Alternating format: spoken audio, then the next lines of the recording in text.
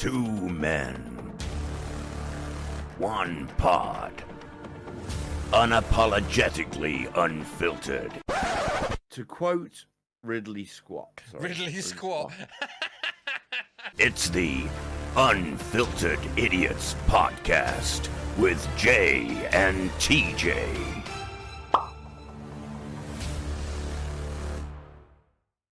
Hello and welcome to this week's edition of the Unfiltered Idiots podcast. It is the 4th of the 11th, 2023. It is episode 8. I am joined, as always, by TJ. TJ, Hello. how you doing, buddy? I'm good. I'm good. You're good. Good. I am Firefly Zero or Jay. You can call me whatever you want. I guess. Sweetheart. Right. Sweetheart. All right, love. How you doing, love? Right, so I suppose we get straight into it. Obviously, we're coming off the back of our Halloween special. I hope everyone enjoyed it. So, TJ, what have you been up to, mate?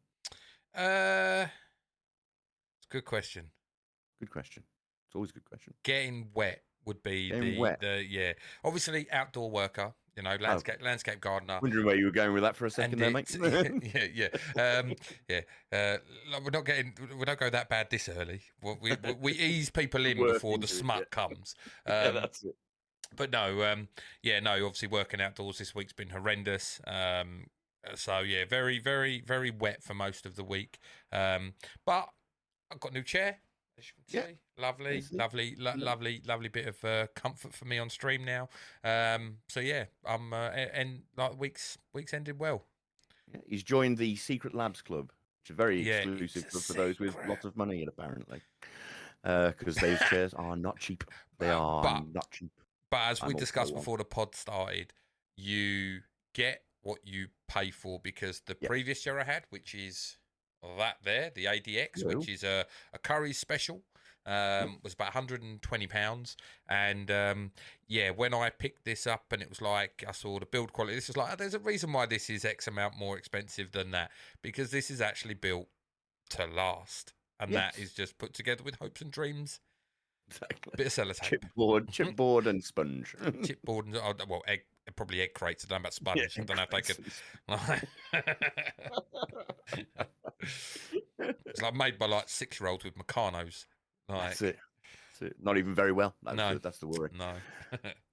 So what have you been playing this week then, T? What have you been playing? Just really DBD, because the event's still on Haunted by Daylight. There was talk about the PTB for Chapter 30 coming out this week, but because they have when the PTB always releases 3 weeks before it goes live, the chapter goes live, and so obviously it was either this week just gone or this week coming that would work in with, because it's either a Tuesday or Wednesday the PTB goes live. So the 3 weeks, it either had to be last week or this week coming, for it to fit in to their November release schedule. And there was a lot of talk about where it was going to be, another Saw chapter or whatnot. But alas, we've had no teasers. The leakers have been more interested in Stranger Things coming back, which is very interesting. Very much I would be happy with. It'd make more sense next year, though. Well, no. What I mean by that is, so Netflix done a deal with DBD, with Behaviour, to have Stranger Things, the Demogorgon, Nancy and Steve Harrington as playable characters. Netflix then cancelled the deal, which meant for anyone who already had them, that's fine and good, you can keep them.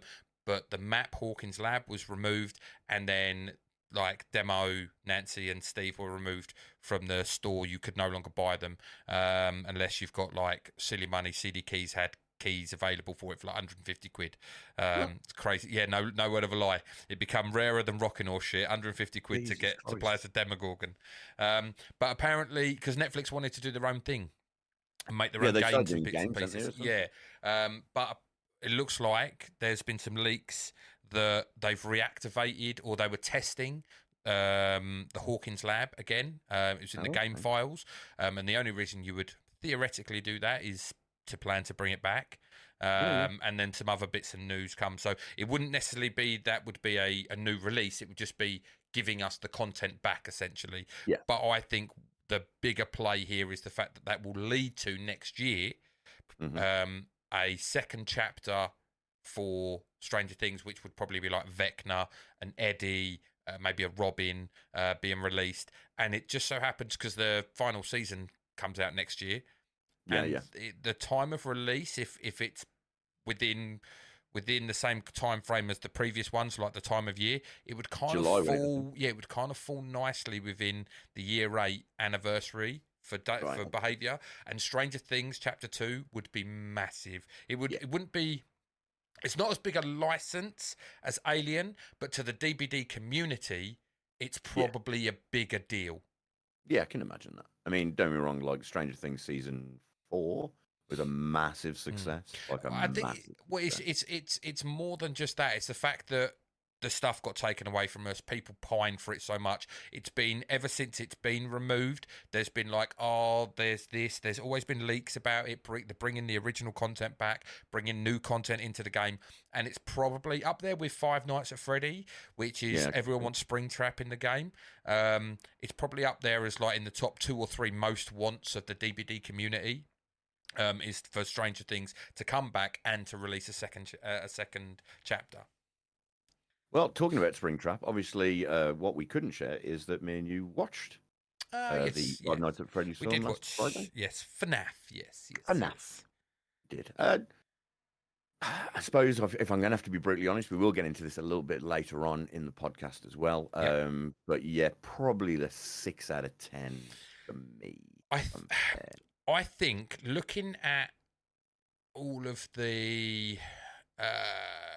community, like what's been going on like Twitter and that, and what people have said, I feel that the fact that we're not that deeply ingrained in the FNAF kind of lore, there's so many different games, and because the film kind of mishmashed different games, like different lore from different games together to make a coherent story, we kind of like stuff fell apart for us. Was like, well, I don't get this, and I don't get that, and I don't get that. But for the people that know, it was like it all kind of made sense, and it done really, really well though. Like, so I was surprised because it got a cinematic release for like a day before it went live on Peacock. And yet still it's doing well at the cinema, still done 100 and what was it? Opening weekend was like 138. 130. That was it. I knew there was a 3 involved worldwide, which was like 78 million. I think, yes, US. Massive. It's like it's the biggest horror release for fucking Halloween. Ages. Yeah, horror release of Halloween ever. Like it's mental. Blue Max. I'd have liked to see more murders. I think my problem was I'd have liked to see more murders. I think what we were going into it expecting, like our certification to America's certification is obviously very different, and apparently, although it's a 15 over here, it was like a fucking PG-13 or whatever in the States. So. Is that just to draw in? Yeah, it would be, wouldn't it? Because FNAF is a game that, like, my nephews had played years ago when they were like 13, 14, you know? It's like they've been out for donkeys. And they're not really gory games in a sense, like you're watching security cameras and, the animatronics come towards you. So it's like, I mean, there was the one person that got chomped, but other than that, it was all, once again, it was all alluded to that they were massacred, rather than actually showing them get massacred. Whereas we're like of an age now where, we want shock and awe, and it's very difficult to give us shock and awe because we've sat through 10 Saw films, Final Destination and all that jazz. So nothing really surprises us anymore in horror. So, you're sitting there and you're like, okay, what can they do with these cool animatronics? Okay, but you can understand, I suppose, when you realise what age demographic it has. Yeah. I mean, I myself in a TV show have held a decapitated head. Very, very good. I gotta say, they spent the money. £12,000 it cost for this decapitated head. I was told. Nice. It's just one decapitated head, and it really did look like the guy. I thought I considered it, and I did run off with it at one point, but apparently that was what the director wanted me to do. So. Oh, okay. All right. It's like, yes, I've got it. Where's my car? Oh, those security guys look pretty big. Hello. How was your week? So my week was all right. I got invited to the. I'm going to bore you with Star Citizen a little bit. Star Citizen Pyro which is the new solar system. Yes, the new solar system that they're doing, the new system. So I went to go and see that. It's very much a pirate-based thing. So everything is dilapidated and looks like it's all falling apart, which is just fits in. I will say the area that I tuned into your stream that you were walking around, where we made the Demolition Man eating a rat and you actually ate a rat. Yeah. It like that whole area looked really cool. It was like run down, desolate, a bit of a nefarious place. You wouldn't want to be like you wouldn't want to go into the corners and shadows over it. And it did graphically, it did look pretty decent, to be fair. Yeah. Well, the thing with that whole area is normally when you're on a space station, just to bore people a little bit, obviously under the watchful eye of the UEE, which is the United something Empire, they won't let you get your gun out. You can't get a weapon out. You can't get any kind of weapon to kill. People actually worked out that with the medical tool, which was to heal people, that you could make people overdose. So they'd make people overdose, make them pass out, and then steal all the shit from them because people are bastards. Nice. So in this area, I was shocked because as soon as I started in this area, not only did I have a gun that had ammo, which is rare, but I could just pull it out in this pirate area. And I was like, oh, okay, so I could just generally unload on all these people, sort of no Russian style from Modern Warfare 2. In fact, I went on there today and I pulled my gun out because I was like, oh, I can just walk around with my gun. And all the NPCs, which I've never seen in the game, were actually starting to cower. And I was like, oh no, he's got a gun. He might just kill us. And I was like, oh shit. I didn't even realize they did that. I don't know whether they did that last time. It has had an update. Yeah. But yeah, the system looks really cool. You can go down to settlements on the planets now. There's a lot more settlements. In fact, they've sort of fleshed out the whole area, which is what I think they're planning to do with the existing system, which is Stanton. So now they've put in the waypoint so you can go up to like a Mass Effect drive. So basically that will fire you to another system. Obviously, it's quite massive distance between. And what they're doing as a game loop is you have to be, I think it's either enough rep or you need to pass a security check to be able to get through the gate. But they're also creating sort of pirate routes, so you can do smuggling runs where you fly through like either an asteroid field or through asteroids or through a broken down system, and then you can pop out and just illegally cross systems. So that looks like it's a pretty cool game loop that they're putting in. But mainly what I've been playing, well, actually, another thing I did play was Apex has had a new season this year.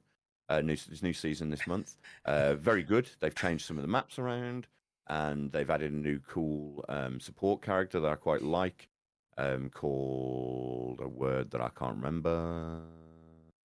I only played it one day, to be fair, in 3 games. I will I actually had this thought the other day. It's like, do you know what? I haven't actually seen Jay play Apex in fucking ages. And then, literally, you were on Apex 2 days later or something. Yeah. But for about 10 minutes, and that was it. Yeah. It's like Apex was your game. Yes. And I still want to, and I still want to go back to it. But this year has just been stacked with new good releases. Baldur's Gate 3, Zelda, the game I'm currently playing, which I'll talk about in a minute, Alan Wake 2. It's just, there's so many good games. I mean, even me and you have gone back to our 16-year-old selves, and we're going to go and play COD Modern Warfare 3. Mate, yeah, I know.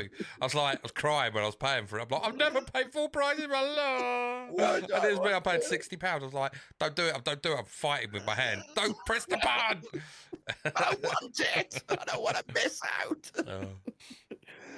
So yes, I've been playing, which I know you've seen me stream, Alan Wake 2. Which is I know you want to. Hang on, sorry. I know you just want to talk about that, but one thing I just quickly because we mentioned Call of Duty, rather than have to come back to it just before you get into Alan Wake. Have you heard about the controversy that the campaign is only 4 hours long? No, I didn't. I knew. It was today. I saw it today. People are complaining that they've completed the campaign in 4 hours. And what people were saying was that wasn't even speed running it. That was actually trying to find all the extra little bits stealthing the map, stealthing some of the missions and stuff. 4 hours. And they're complaining that it's the game's 200 gig. I've paid 60 notes and it's got a 4 hour campaign. Why am I downloading 200 gig for all, it's multiplayer bits and pieces, isn't it? It's it is, yeah. It's Warzone is a massive file, and then you've got the multiplayer, which is obviously the old maps from Modern Warfare 2 original, and the campaign. I mean, don't get me wrong, I played the first mission campaign, I really enjoyed it, but it was short. Mate, it did feel short. Problem is, I had no reference because I didn't play Modern Warfare 2. So I'm like, we've rescued this geezer out of prison, and I'm like, who the fuck's this dude? Why do I care? And then it shows the English soldiers, and they're like, oh, blah, blah, blah, has escaped. And you're like, why does this matter? Why is this important? I don't understand. Give me some recap. I think the guy that you the main antagonist in the game is Makarov, which is the person that you rescue from prison. But he's only really mentioned in Modern Warfare 1, and then you're doing something completely different in Modern Warfare 2, which I won't spoil for anyone who wants to watch it.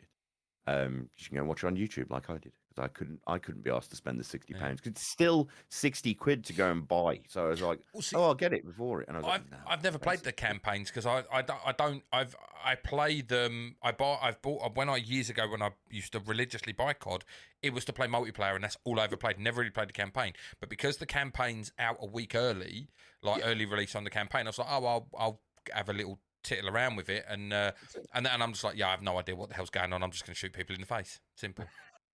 And it worked. Fucking simple. That's all you got to do in the game anyway. Like exactly. It's target practice. Yeah, exactly. 4 hours. That is apparently so. And what's going to happen is though, you're going to have in the next couple of days, you're going to people coming out saying, "Oh yeah, hardcore mode is speed running 2 hours," and you're like, "Fuck." Fucking right. Yeah. But anyway, I have to. Yeah. I know. Sorry, go on. I was going to go. You go on to Alan. But finish what you're going to say. Sorry.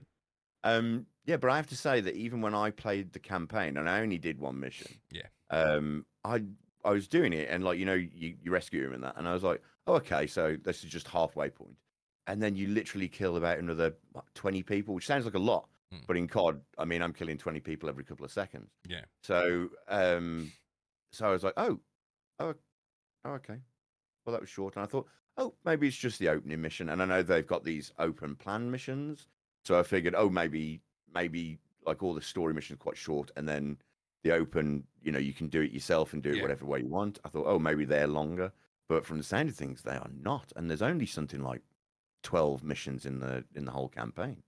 So you must be banging through them in about, I don't know, 20 minutes. Yeah, something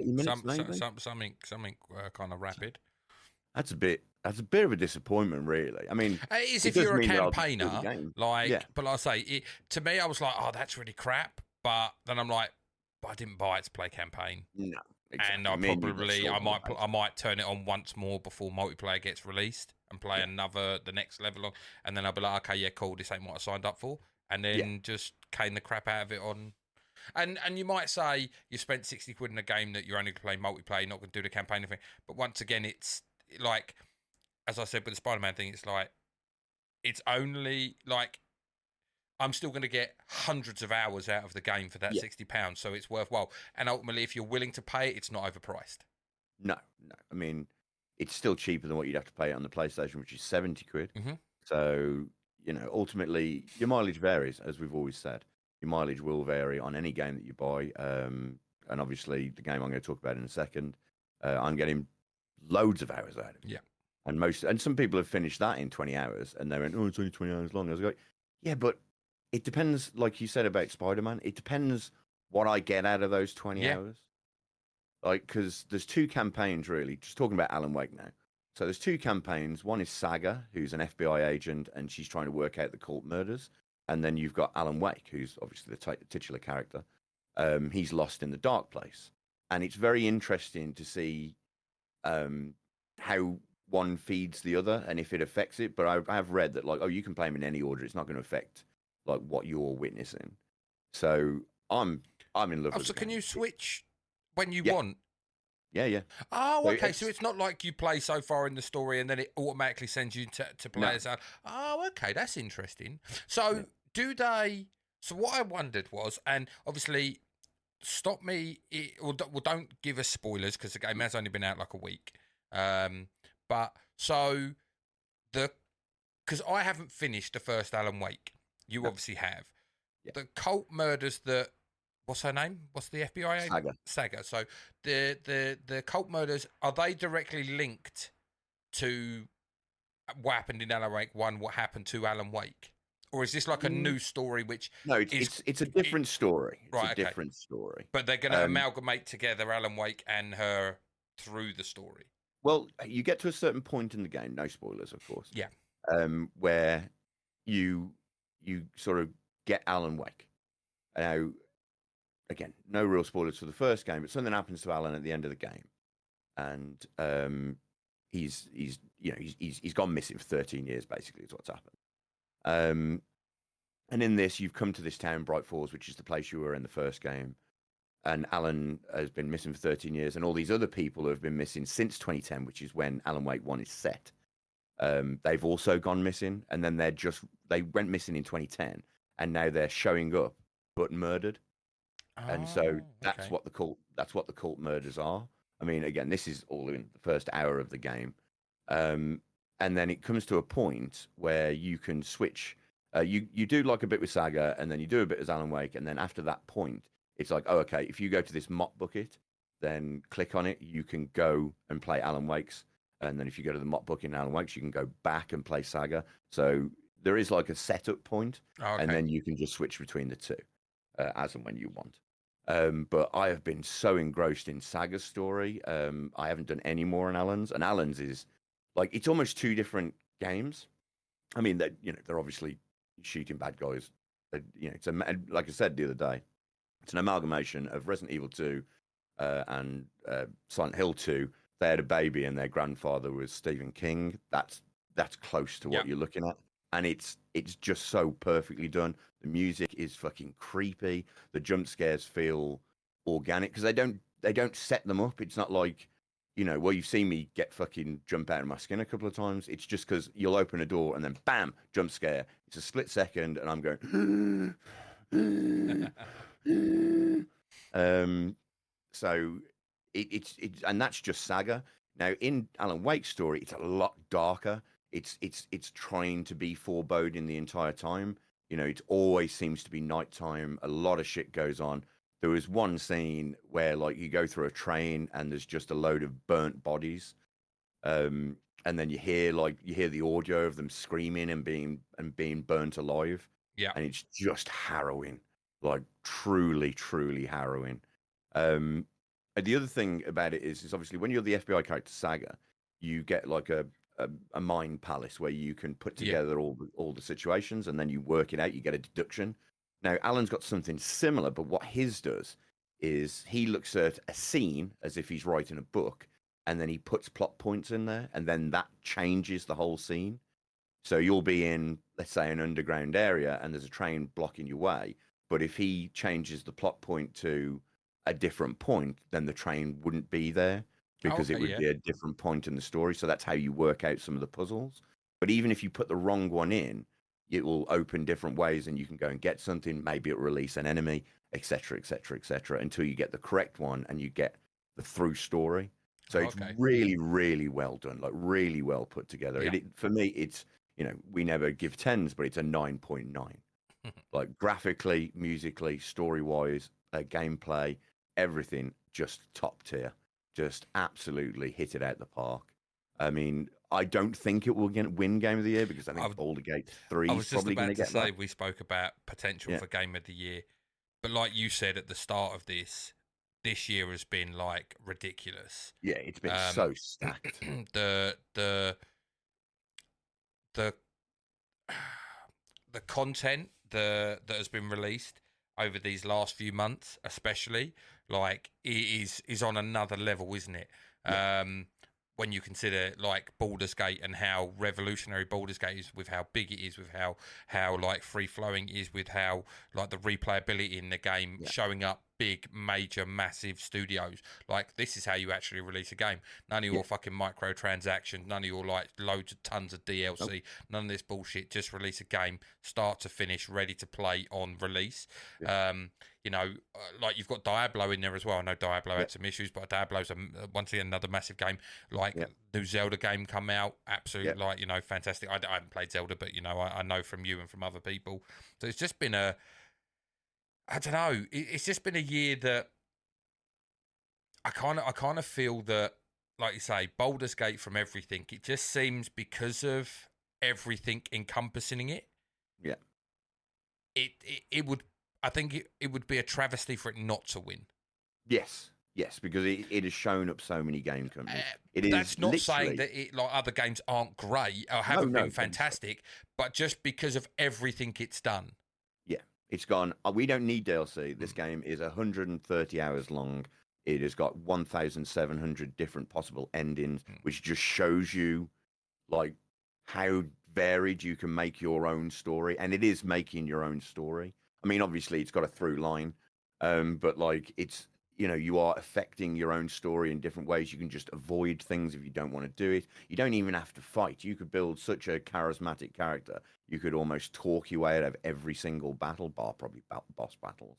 But even then, you can kill bosses. I watched Pippi Doodah, who I played a game with, and we was fighting a boss, and she got towards the boss and just pushed her off the edge, and that was it. She's dead. What? What's happened here? He's like, yep, just pushed her in this massive hole. She's dead. She's done for. That's it. And you just think, fucking hell.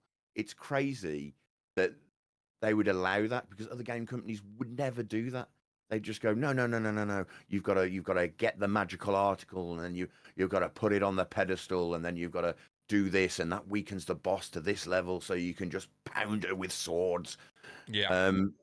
And it's just crazy how they're willing to do that. They're willing to give you so much freedom on how you're going to play your adventure. I mean, obviously, it's set in the D&D universe, so I understand it. But you never think anyone's going to go to that degree, because it's video gaming, whether you like it or not, it's tried and tested. You go through this, you kill this boss, you go to the next bit. In every sort of adventure / action game. We're not talking about puzzlers and stuff. Obviously, they're very widely different. But it's just so tried and tested. So for a game to come out, not only give you all the content in the world for one price, which I think was about 50 quid. Yeah.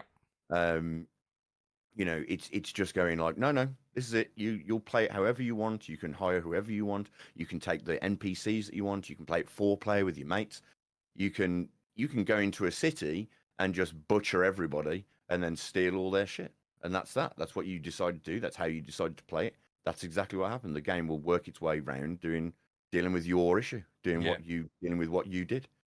So it's just revolutionary. I mean, again, Alan Wake coming out as just this incredible horror game. Now, the first one was horror-esque, but it was not to the degree of horror that the sequel is.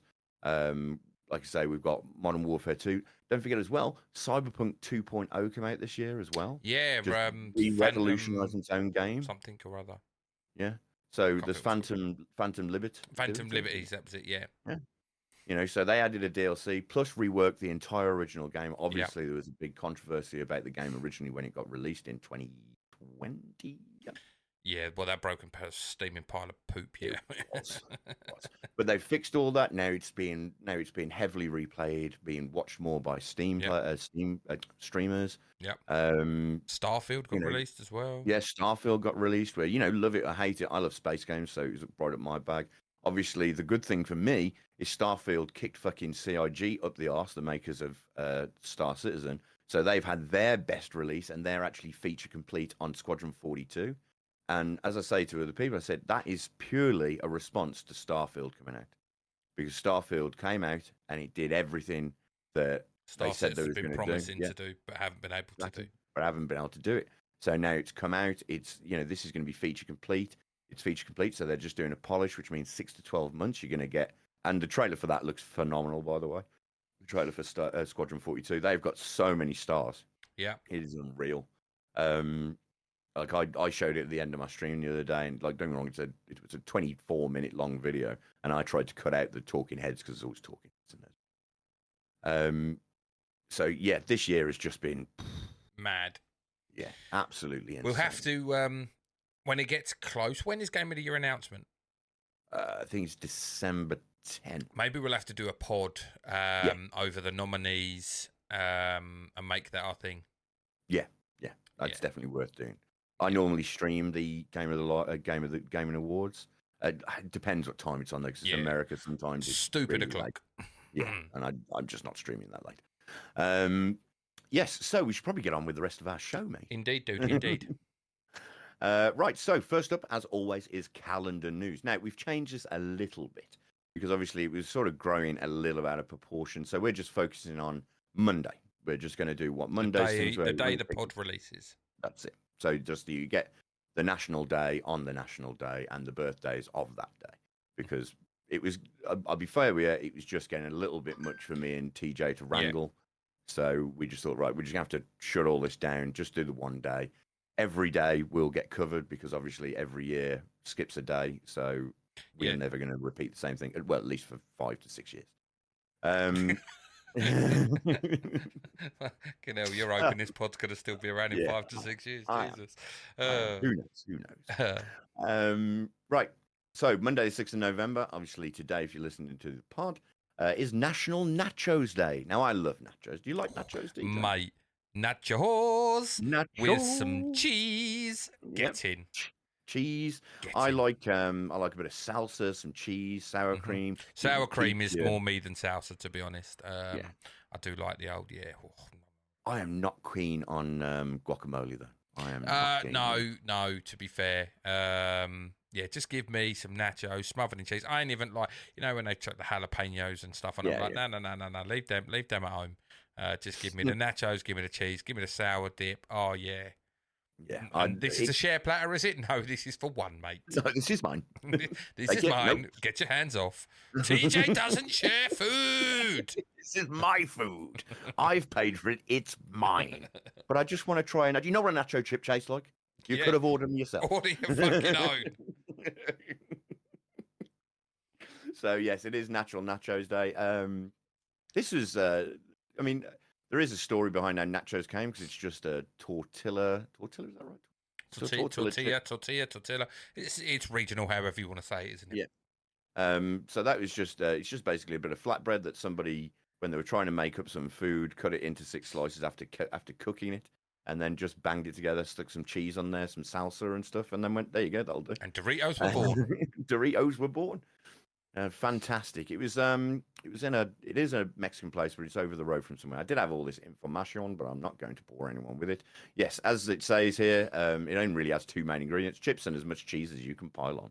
Yes. Then all the rest of it is fluff. It's all fluff, kids. I like jalapenos on there, and I like salsa, and I like some sour.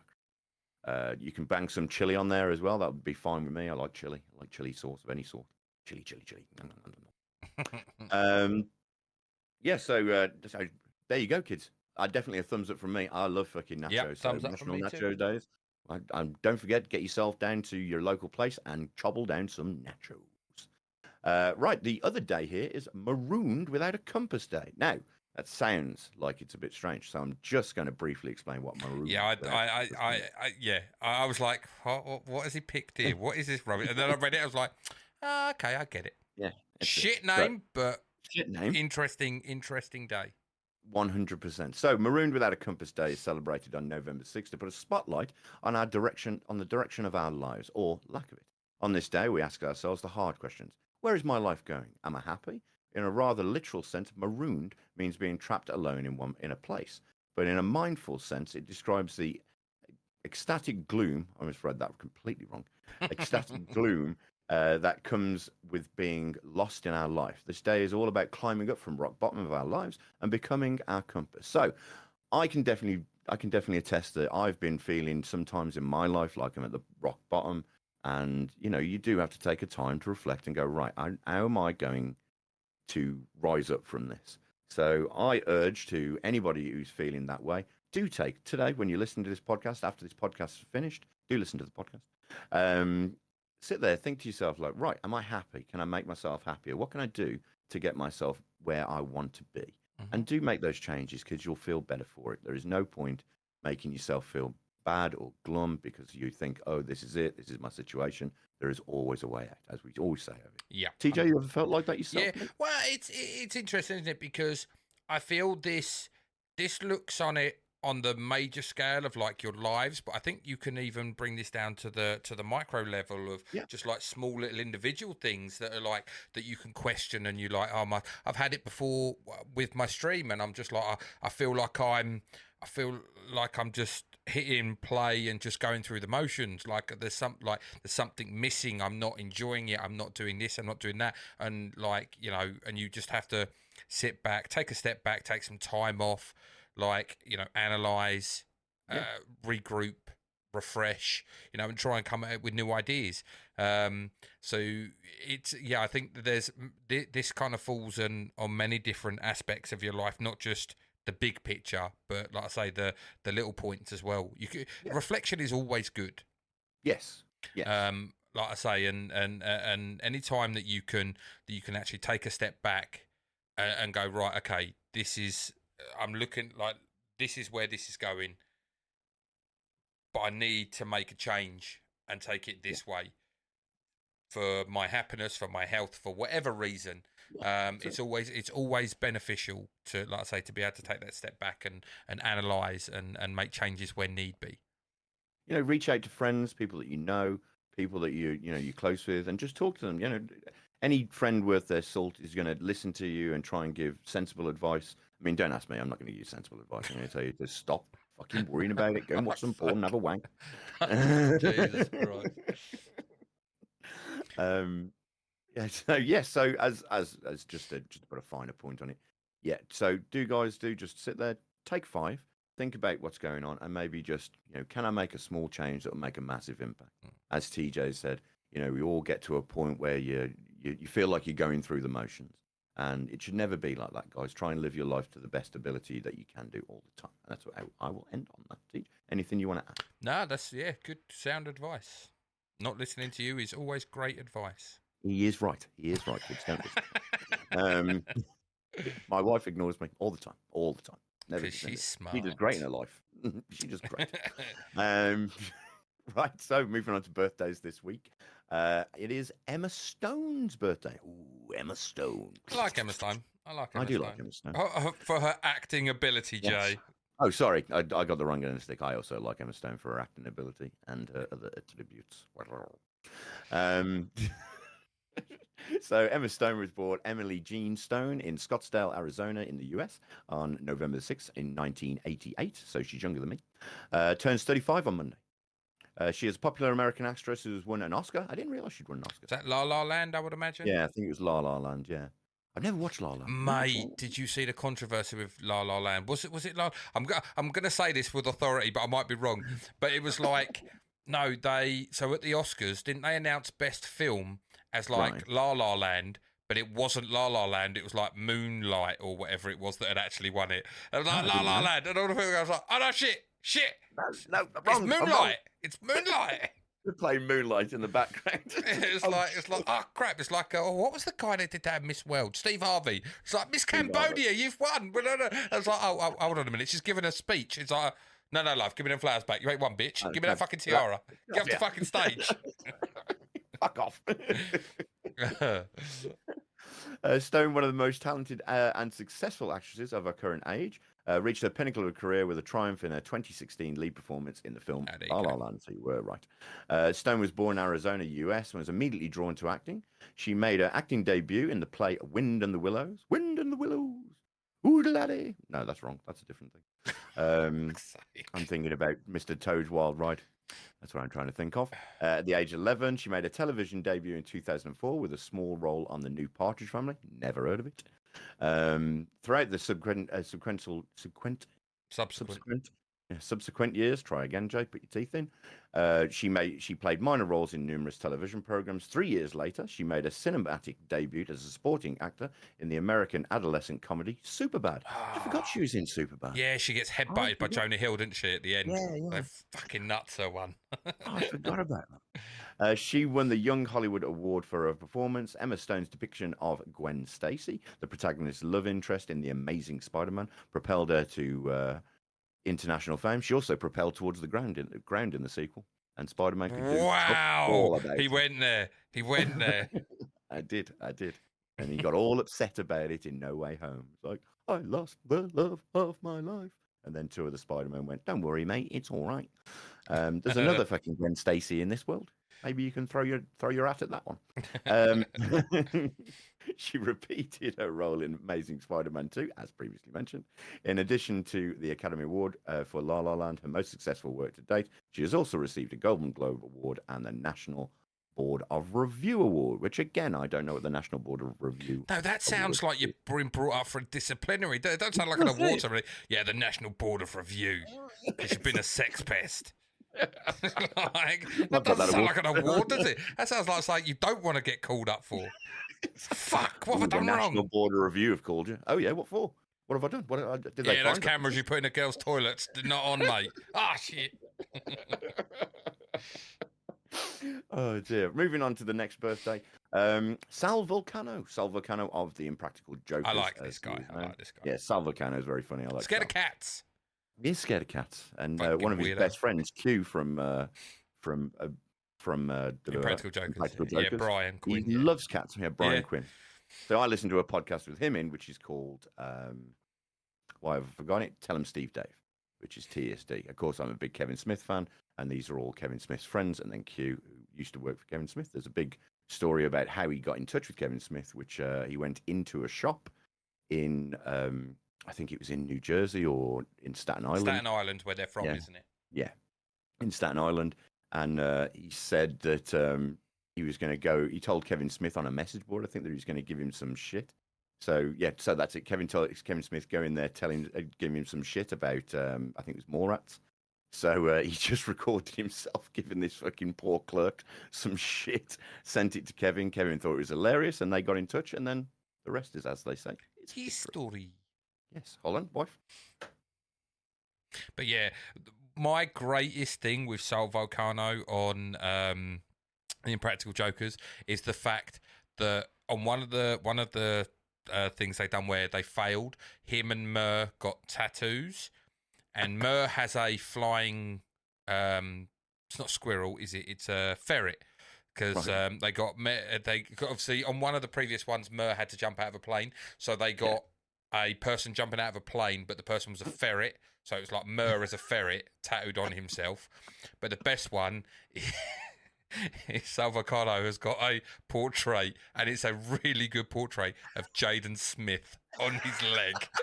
And when Mur released it, he was like, "Oh, okay, yeah." Salvacano takes his off, and he's like, "Oh, fucking Jaden Smith on me leg! What the fuck is this?" And they were wetting themselves. It's the most random fucking tattoo. It's like, it's fucking Jaden Smith. Why have I got it? When I pull my trousers down in front of a girl, she's like, "Why have you got Jaden Smith tattoo near your dick?" Like... That is a great thing to do.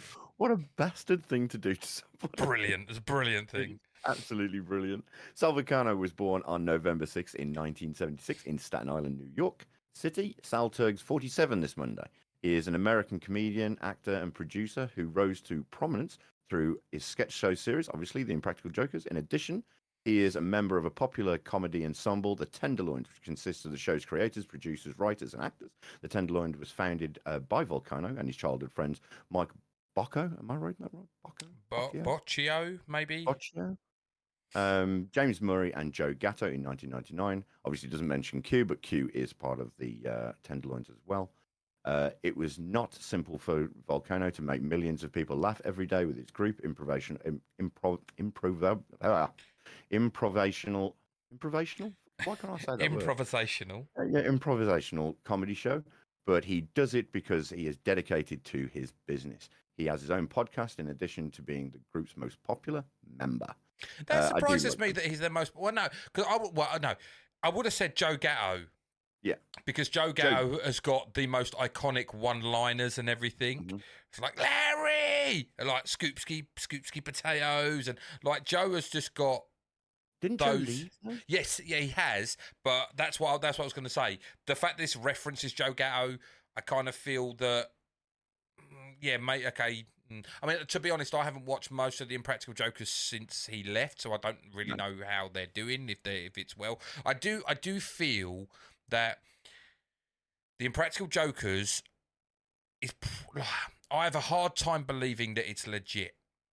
I know you say. Because, like, first season, fine. 100%, these are nobodies. Like, no one knows the four of them, like Joe Gatto, Mer, Q, and Sal.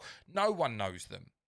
So to be able to pull this off, 100% I believe it. Second season, okay, I still believe it. The minute you start doing third, fourth, fifth, it's like, no fucking way. They must, like, loads of people must be like, it's Impractical Jokers. They're in the middle of these open areas, massive people, like parks and recreational areas and everything, and just like, people there must know who they are.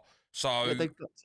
Like, how do they stop? They're doing a skit with someone. This person may not know, but how do they not stop some weirdo over there, like, getting a camera phone out, filming it? Why is that person filming a camera phone? Or why is that person screaming and waving at us? Why is that person screaming like, Impractical Jokers? You know, I don't feel it's possible with their level of success.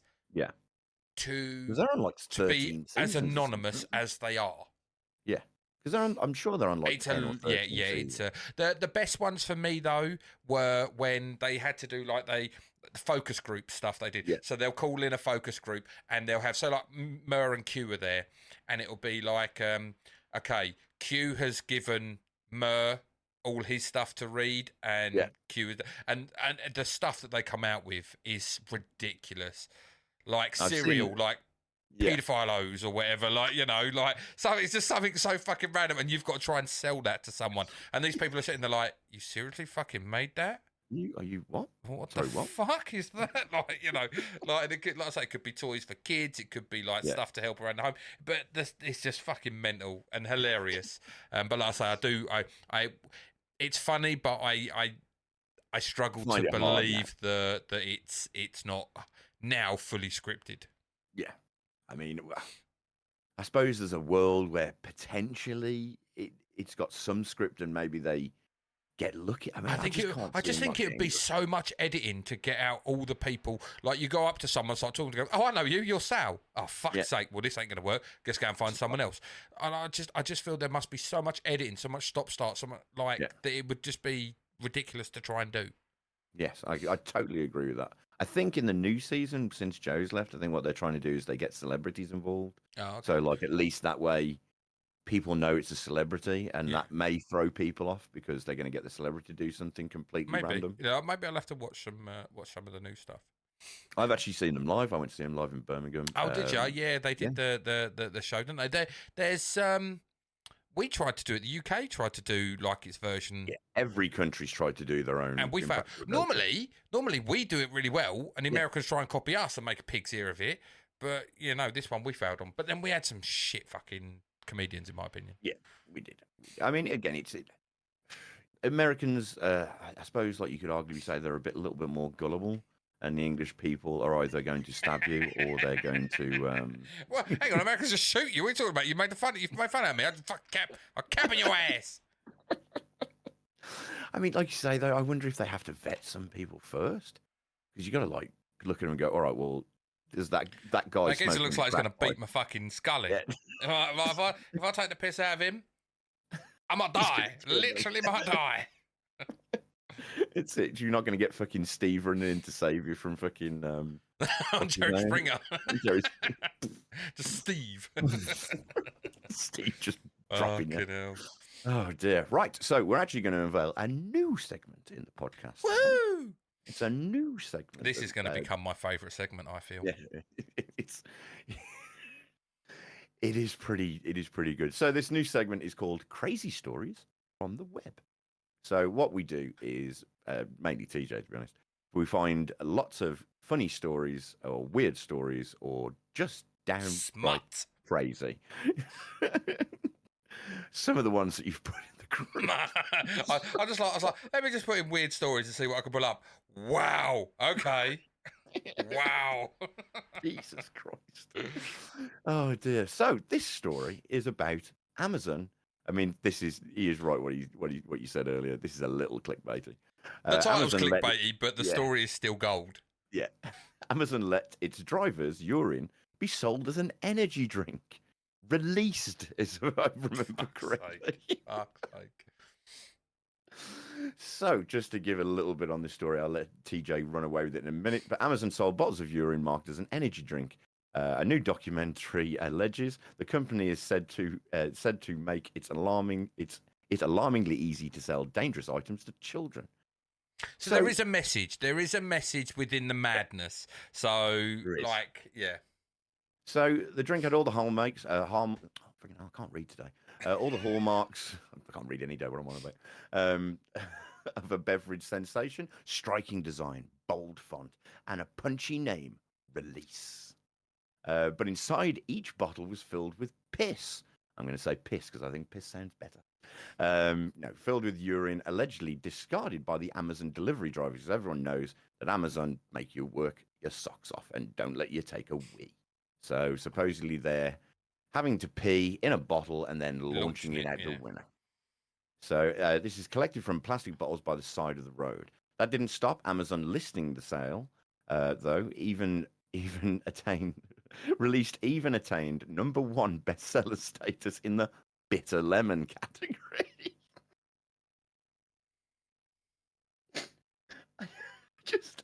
I just imagine someone going, released. I wonder if this is the new Prime. Oh, mate. Oh, mate. Like, I can't. Okay. They've got to have paid.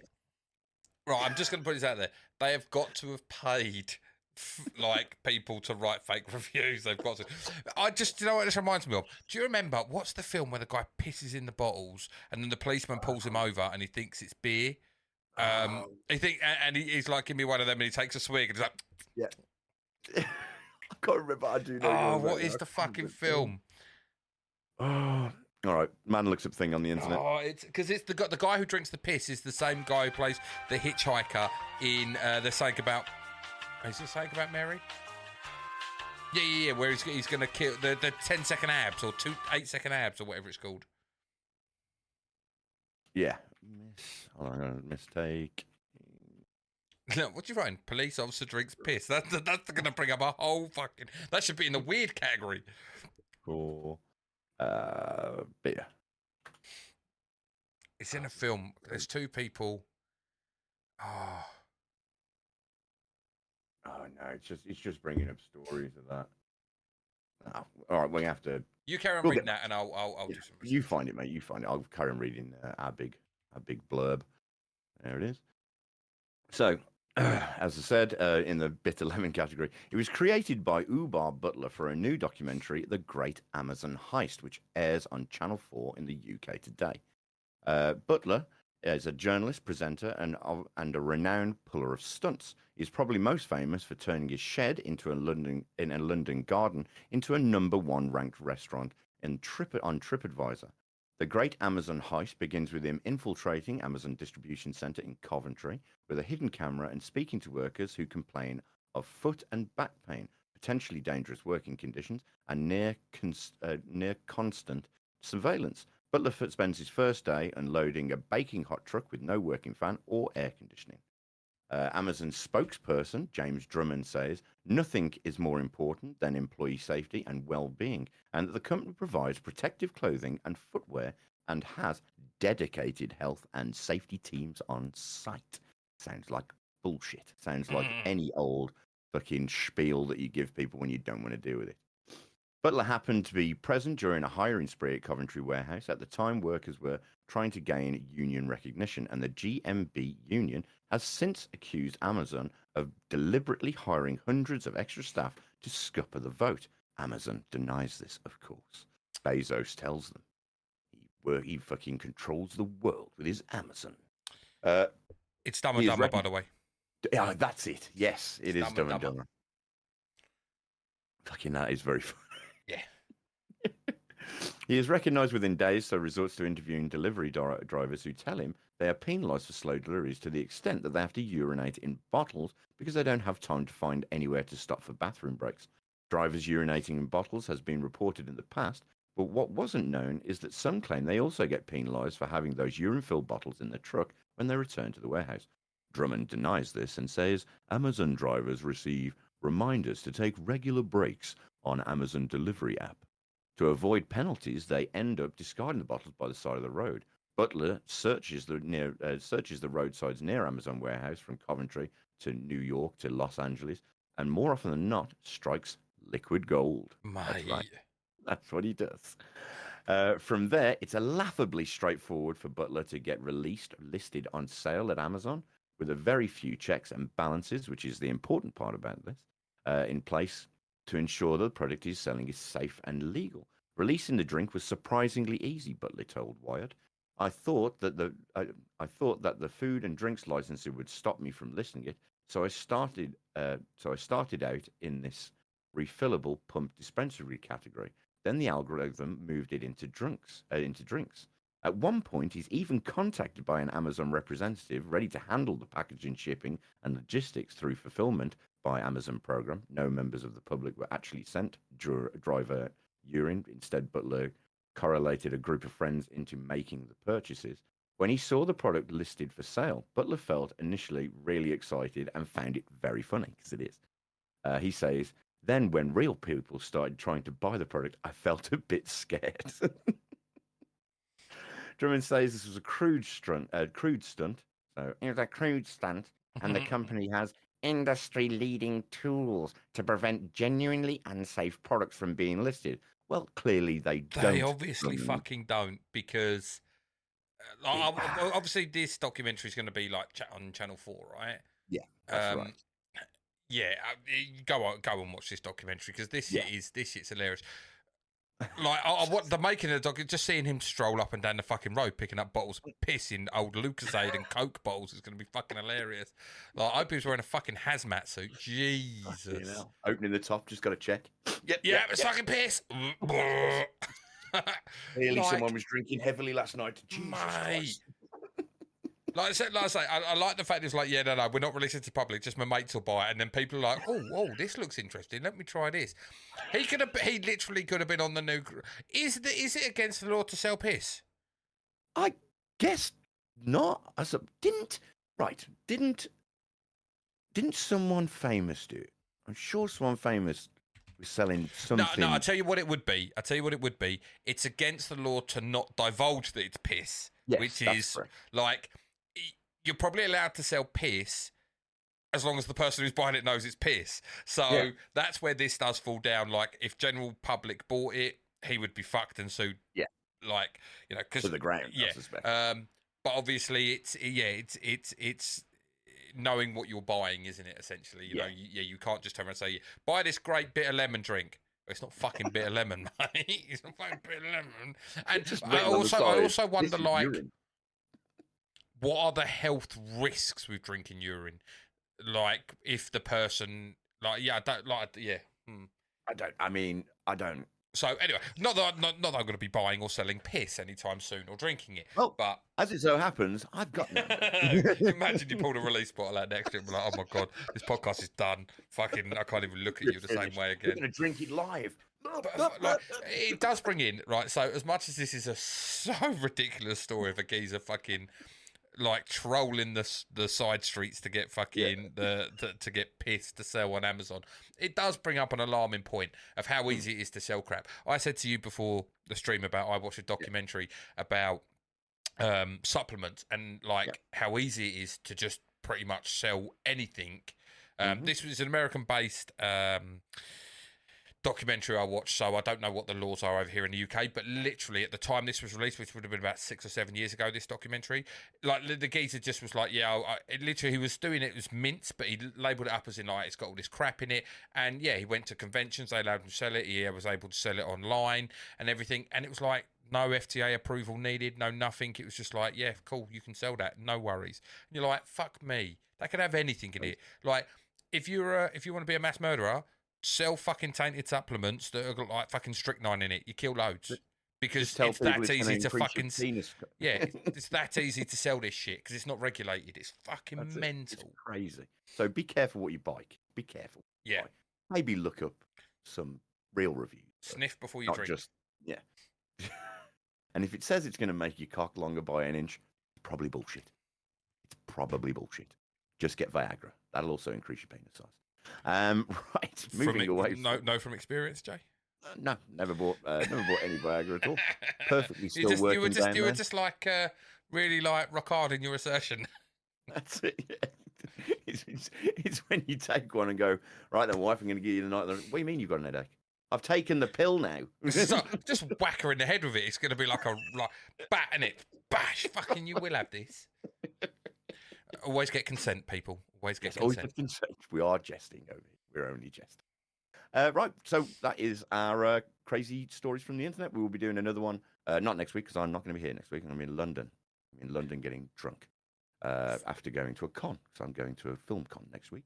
I'm going to harass Karen Gillan. She doesn't know it yet. Jay's not going to be in the pod anymore. I'm looking for a new podcast host because Jay's going to be in prison. No, I'll be honest. When you went to your con, I know you went the other week, which we didn't talk about either. We didn't talk about that. Did I not say I went there? I'm sure I mentioned that I went to my first one. Yeah, no, I did. I said about how I fell out of the bath and then went to the Comic-Con the next day. That's right. That is right. I got a meaty old bruise on my leg as well. It's all purple and stuff. It's really nice. Still going then. Still bad. How's your shoulder? Shoulder's all right, actually. Yeah, shoulder's all right. It's just like the elbow's got this kind of weird thing. I was like in certain places it's fine. Then I touch it in one spot. It's really fucking sore. It's like I don't know if I don't know. Bloody hell. Right. Deal with it.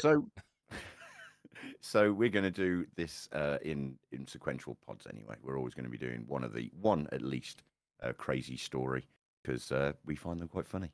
And trust me, TJ's found a shitload of quite funny ones. So I'm looking forward to doing those. Right, in entertainment news now. So this is it's a bit of a kick in the bollocks for people who like Destiny 2. I'm not a big Destiny fan, personally. Me neither. So Bungie and the Destiny 2 situation gets worse. So I think they've been having layoffs. Now, Sony bought Bungie, and they promised something about not laying off people. Apparently, they've laid off like 100 employees, which is terrible. Terrible. So I'm just going to read out this story, which I think I got from Forbes. While Bungie wide-reaching layoffs occurred on Monday, Tuesday was all about making sense of the mess and uncovering new information about what happened and why and how was linked to the performance of Destiny 2 specifically. Well, they only really do Destiny 2, don't they? I don't think they do any other game. I know they've got another game coming out, which is an old game that they're remaking or something. He says he spoke with sources, as did IGN and Bloomberg. The picture painted through all of it is rough to see, especially if you're an avid player of Bungie games, including Destiny. Here's the information that was uncovered yesterday about how this went down and what on earth is going on over there. So, we're just going to read out a couple of bullet points about this, and then me and TJ will wax lyrical about it. While owned by Sony, Bungie continued to operate as an independent arm. A wider Sony asked for spending cuts, resulting in Bungie deciding on a large number of layoffs. Estimates say around 100 employees, which is about 8% of the company, with them deciding who was laid off and how that process unfolded. Going back on what was said a year and a half ago, that the acquisition would not mean layoffs. Sony is not replacing anyone with internal employees, but some of the cut roles may now be outsourced entirely. So if you're going to outsource, why can't you just keep the people on? Because you're still going to have to pay for the outsourcing. No, you're not. No, you're not. They're geniuses. Right. We're going to come on to another game very, very shortly. And the development company, FNAF, when they were releasing this game, I remember this. They got volunteers. Unpaid volunteers to help finish their game. Bungie is going to be looking for them unpaid volunteers. I'm like, yeah, we'll get rid of their paid ones and we get some unpaid interns and we get them to develop our games. It's totally fine. Like it's going to work. It's fine. That's fine. It's not going to cut any quality at all. I'm just looking through the list of Bungie games, and obviously you've got Destiny, Destiny 2, Halo 3, Halo 2, Halo Reach. There's nothing on here that nothing really. Like Myth 2. Yeah, don't know what they are. Marathon. Yeah, no. Marathon's, I think, their new game that they're. Oh, is it? I think. They've got two: Marathon Infinity and Marathon 2. Marathon 2 and Marathon Infinity. I think Infinity might be the new one. I'm not sure. I know got released in 1996. I think they are remaking it or something. But yeah, I know you said they're remaking. I I mean, like Destiny 2, Lance Reddick died, so probably no one wants to play it no more. Let's be True. honest. Yeah, Big Steve I will be just, upset about that. Fuck you, Big Steve. I'm joking, yeah, mate. sorry, Big Love you Steve. really. Sorry, Big Steve, but yeah, pile of crap. Yeah, it's sad, it's bad, but like, let's just hope that these employees can find work elsewhere, and there's another company that will take them on. Yeah, because I mean, they've got. Don't get me wrong. Bungie are a quality studio, or at least they were when I was playing Halo and Halo sequential releases. I didn't mind Destiny, but my problem with Destiny is it's just a money churner. It's a live service game, and everyone knows my feelings on live service games. He says spending a I was fortune going to on say hello, Star Star Citizen. Citizen. We were Matt. Just you, just. So I'm not really keen on live service games. I mean, I play MMOs, obviously, which is a live service, but it's a different kind of live service. These are, shooter games. It's just like it's rinse and repeat. So you go and do like 4 missions, then you do 4 missions again, then you go and do a raid, which is 8 hours to 6 hours long, which is just too much time in one thing for me personally. So I've never been, they had that big spurt and they sort of Destiny come out to massive applause and then everyone was rushing out to make the next live service great game. I never got into Destiny. Never. It was, for me, I got into it because it was space. Now, obviously, everyone who knows me knows I love space, but it wasn't the space I wanted. It was No. basically just Halo. And I was like, well, this isn't even as good as Halo. Halo had like a decent story that I was interested in following. I mean, it did come out that there was a lot of content got cut from original Destiny, which the story sounds like it would have been good. And I'm sure people out there who love Destiny are screaming at me now, going, "You don't know. This game was my everything." And I go, "Good for you." Do you know what's really interesting is as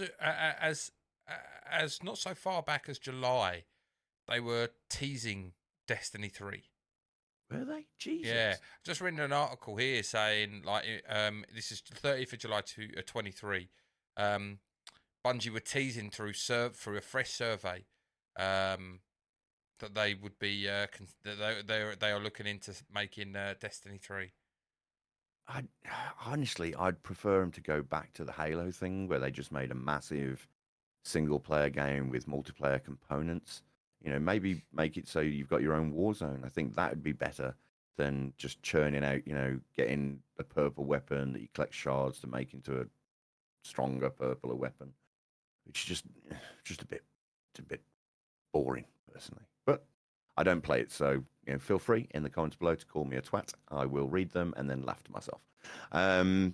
So So yes, just moving back onto the bullet points. Employees found themselves locked out of all their accounts, systems, and email before many of them knew they'd been laid off, which is bad, by the way. And that was their first indicator. Others had a short meeting in which they were told they were fired, but also not to tell anyone about it. Others found out about their layoffs were happening on Twitter.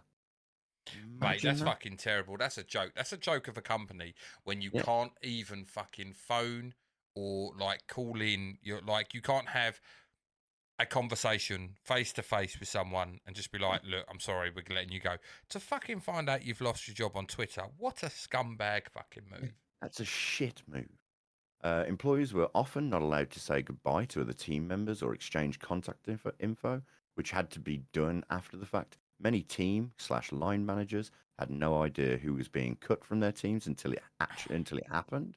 Some teams only lost a few people, where others were decimated. Do you know what I found out something the other day, right? And this leads into this, and this must be like the cutthroat world of like industry, in this kind of industry.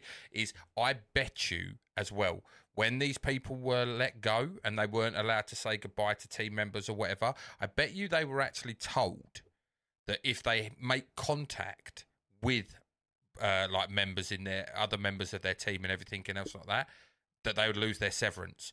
Because I was reading a thing the other week about how this guy was he was seen in the car park talking to two employees of the company he'd just been let go by, and his boss was using this to take him to court to renege on his severance package, saying that he was trying to poach them to when he finds a new job that like they would go with him to this new company. I bet you that's the kind of bullshit that this is kind of having here. That fucking joke, absolute fucking joke, man. But Fucking scummy moves, you know, man. Totally scummy. like I say, hopefully the employees can find better working conditions, Yeah. better company to work for, better development teams, and go on to bigger and better things, and then give a big two fingers up to whoever the CEOs are that have I hope so. made this call. Fucking ridiculous. I hope so, Absolutely 'cause that is ludicrous. crazy. Ludicrous. The company purposely tried to internally hide just how many people had been fired, and only outside reporting after the fact came up with the plus minus 100 number. It came to light Bungie had fired some incredibly storied veterans from the company, like composer Michael Salvatore. I think he did all like the music for the game. Hmm. There since pre-Halo days, and Lorraine McLeese, who designed the original Halo logo. I mean, it's just some employees' benefits expire at the end of the month, meaning that being fired on the 30th means just a single day of additional coverage for those benefits. Healthcare will continue as Cobra coverage for 3 months, as long as severance. Many employees had unvested shares as a result of the Sony deal that mandated they stayed with the company for a number of years afterwards to collect, but that is null if you leave. That includes being laid off. When that happens, shares revert back to Bungie. Man, mate, this is terrible. Mate, that's surely that's fucking criminal that you can because I guarantee those shares were probably in the form of a bonus. Yeah, yeah. So like, wow. That is So honestly if that is you're crazy. laid off, your shares revert back to fucking Bungie. Yeah. That's mental. That can't. I don't think that'd be allowed in this country. No, no, like we've got more structured things. Wow, Uh, that's fucking shocking. So, just to put a fine point on this, while Bungie is far from the first company to execute cold mass layoffs, this all sounds more like something out of an investment bank rather than a company that was supposed to be a tight knit family. Indeed, many of the employees did feel like family to each other, which is why losing one out of 10 friends overnight is so hard on those that remain. But the way this was all done is a massive source of anger within the company, and the reason so many are willing to talk about what happened and exactly what is going on over there. So this is employees that are like fucking. That is just honestly, guys. Now, I'm not saying you can't enjoy your Destiny game, but just keep in mind when you're mindlessly shooting an alien in that game what someone else has gone through because of the horrific acts of this company. You know, personally, I'd almost say boycott Bungie, boycott Destiny because of it. The problem is most people who play Bungie ain't even gonna know like know the in depth. They're not gonna go and read this article. They're just be like, oh right, Bungie's closing down. Oh fuck shit. Oh, what's the next game I'm gonna play? Exactly, exactly. I'm looking at you, Big Steve. This is a classic case of like everything. The way the news cycle moves really fast. Yeah. Like this is today's news in the gaming world. It'd be forgotten about by something else next week. Oh yeah, and it's just gonna be Bungie. Oh yeah, that company that once made that game Destiny. Yeah, cool. that's it. Yeah, crazy. Right now we've gone into a day before. Now I'll let TJ sort of take the reins on this one a bit because you are very invested in this game a little bit, aren't you? Invested potentially. I love the look of this game. I have done ever since like I first found out about its release a long time ago. I'm not an open world kind of player enjoyer Sort that of an much, MMO sort of thing, but isn't it? it's an open world MMO. Okay. But this looks right up my street in those other in a lot of other aspects. But yeah, so the day before, there's been a long running thing of people wondering whether or not the game's ever going to be released, whether or not Fantastic, sorry, not Fanatic. I keep getting the two.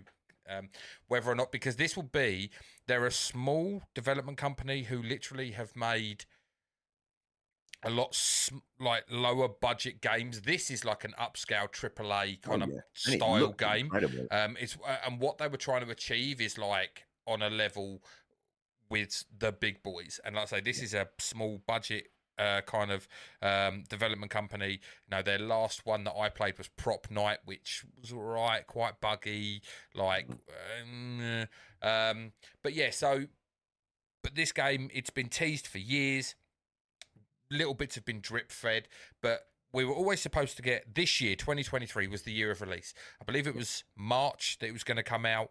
They got hit with this lawsuit because apparently the naming rights, the name of it, the day before, someone had already copyrighted the name, so they can't use it. Yes, we did cover this before. And so, like, we're putting it back to November. We're going to get this all sorted. Now, they did come out. And so I remember reading that November was like a soft date.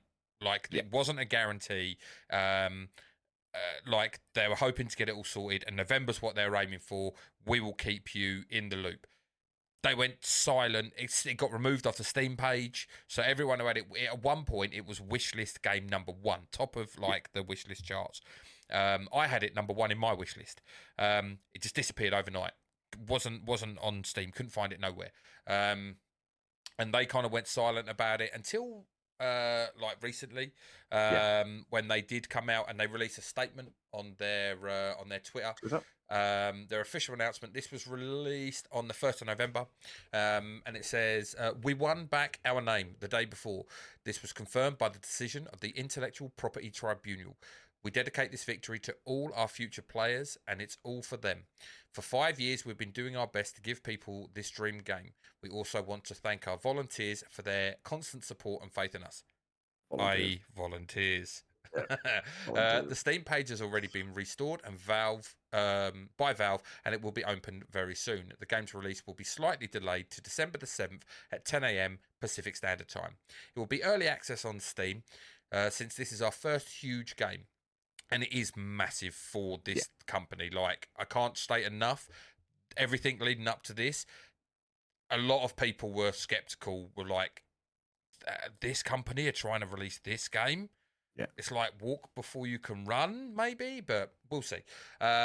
Full version release will happen when we are certain that the best version of the game possible. And we believe the player feedback and involvement will greatly contribute to achieving this goal. The next-gen console version will also come with the full release. The confirmed price is $39 on early access and $49 on full release. Those who bought the EA version will not need to repurchase the full version. No pre-order.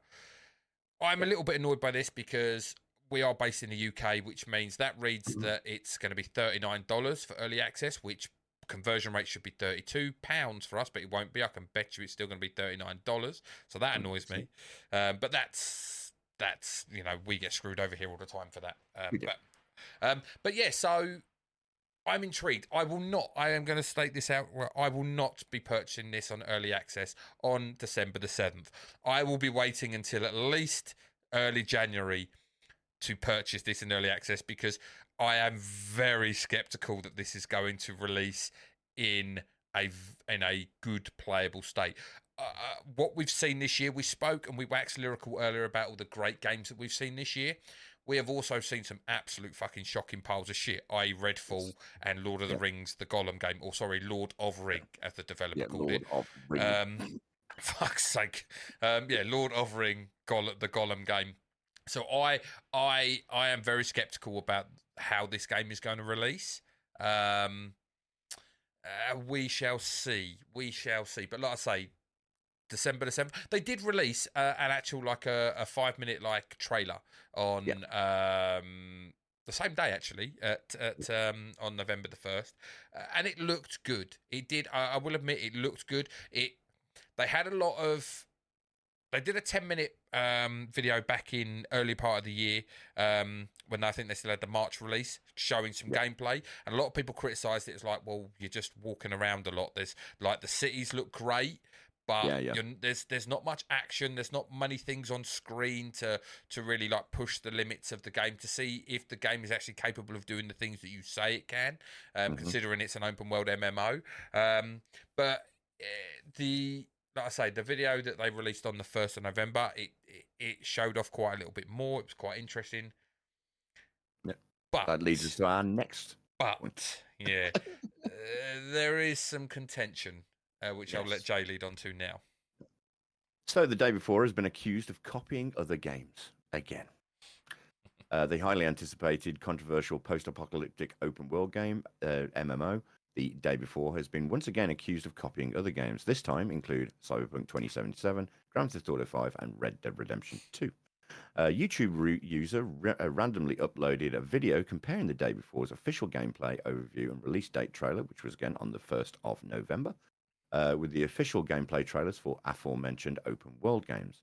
While the visuals of the trailer aren't subject to the comparison, unlike previous copycat accusations that saw Day Before compared to The Last of Us, The Division, and Call of Duty, these are the voiceovers that apparently bear resemblance to that of their other trailers, some using the exact same phrases word for word. One thing I will say, just quickly on The Last of Us, the title screen, like the day before with the face, the font and everything, it is so Last of Us.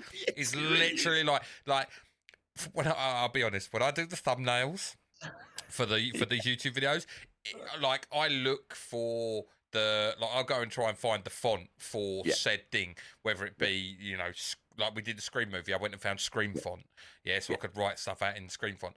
They blatantly went on fucking da font and was like, The Last of Us. Yeah, we're taking that bullshit right there. It's fucking so bad. But so just to give carry on, mate. I was going to say, but don't they say like copying is the best? What is it? Best form of flattery or whatever? Yeah, best form of flattery. Like maybe these other games should just be like, thank you. I mean, to be fair, in respect to it, not that it should copy it exactly, it is very much The Division and Last of Us in its gameplay. It's not an original genre game, is it? It's a genre that is littered with titles before it. So of course, you could pull this up with most games that you're going to find similarities to something. Exactly. I mean, well, we'll just go into an example. So the Day Before trailer above uses the phrase, "Welcome to the next generation of post-apocalyptic MMO open world survival games like never before. Immerse yourself in a day before." And Cyberpunk 2077, official gameplay trailer published 19th of November 2020, uses the phrase, "Welcome to the next generation of open world adventure. Immerse yourself in Cyberpunk 2077." Now, obviously, I'm doing the same voice, but that is very, very on the nose of like that thing. I mean, I will say this though. Yeah, go on. How much do you want it to change? I mean, my thing is here. They even state in their official announcement, they've mentioned next gen. They say the next gen console version will also come out with a full release. The word next gen, especially and this is where I will give them a pass on using next gen, because one of the things that delayed this game was moving the game from Unreal Engine 4 to Unreal Engine 5. Unreal Engine 5 is the next gen. Yeah. So correct. I kind of feel like this is nitpicking a little bit, because yes, I agree. They are, what they're saying, they are actually like, it is in keeping with what they have actually done with the game. Yes. I mean, this one's a little bit less forgivable. So this one's from Red Dead Redemption 2. Red Dead Redemption 2's official gameplay video, published in August 9th in 2018, uses the phrase, "To make combat deep and engaging at all times. Each weapon has unique characteristics with realistic reload and recoil." And the Day Before's latest trailer uses, "To ensure that combat remains deep and engaging at all times. Each weapon boasts unique characteristics as well as realistic reload and recoil mechanics." So it's like, come on, guys, you just added a couple of words. It's a difficult one, though, because once again, how else do you say that? No, I agree. Without saying that, because that... It's like I say, I'm not trying to give the Day Before a pass here, because I find this hilarious. But it's like, how else are they supposed to write that statement without it being that statement? Yeah. I like, yes, you can change a few words, but maybe that's what they should do, change a few. It's still saying the same thing, so you'd still be saying, well, they fucking copied it. So, I mean, maybe mix it up a bit and just go... Each weapon will have realistic reload and recoil mechanics. Each weapon has unique characteristics that make the combat remain deep and engaging at all times. Like putting the back at the front and the front at the back. Yeah, no one will notice. That's it. It's fine. It's fine. Obviously, these I mean, to be fair, YouTubers such as this Pat Fury, they clearly look for this just because it's going to give their channel a boost. Yeah. I imagine that Twat Waffle does this kind of shit as well. Exactly. So, as mentioned, this isn't the first time the Day Before has been accused of copying other games. Certain scenes in a gameplay trailer released in February 2nd, 2023 look familiar to some fans, and Reddit user Pat Fury lined up its opening shots with Call of Duty Black Ops Cold War trailer from September 30th, 2020. I suppose he's just hoping that, like, look, if I go a couple of years back, no one's going to notice that we've... This is probably more. This is more egregious than the statements. Yes. Like than the voiceover statements. Like actually stealing this kind of shit or copying this kind of shit is far more egregious. Yes. So starting around the 38 seconds in, the Call of Duty trailer has a shot looking down at people through bars, followed by a hooded soldier illuminated in a red light, then a first-person shot of someone walking through a dark room with another person in front of them, and a shot of a soldier in red light. The opening few seconds of the Day Before trailer has a shot looking down at people through bars, followed by an armored person illuminated in red light. Then a first-person shot of someone walking through a dark room with another person in front of them. Then another shot of someone in red light. So, I mean, it seems weird to have almost picked that exactly, if you know what I mean. Yeah. This is where they could have done something completely different. Like we kind of give them a pass with some of the wording, but the visuals. Yeah. When you've got so much that you could do. Yeah, you've only got to choose a different part of the fucking world and do a similar shot, just not looking through bars. Maybe not have a red light on this one guy. I mean, there's a chance that it's by happenstance, but it sounds way familiar. Way. Some of them volunteers obviously worked on a few other games, it looks like. It's Dave and Jeff. They've gone, I know what it'll look like fucking awesome on this trailer, mate. Right. Have you ever heard of fucking Call of Duty? Fucking hell.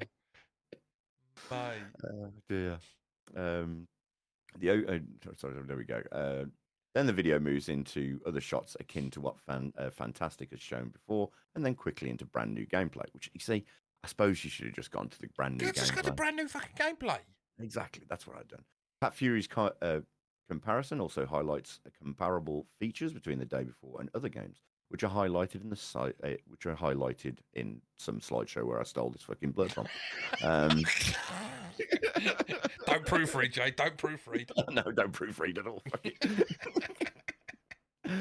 This is where it brings up the font. This includes its font similarities to The Last of Us. A shot that looks like The Division. I mean, the whole game looks like a bit like The Division, though. I mean, what the fuck? Like I say, it's there are certain things that you're going to pick up and say this looks like this, because we do it with all games. All games, this looks like this. Shockingly, Alan Wake 2 looks like Alan Wake 1. It's mad. I can't believe they've just fucking...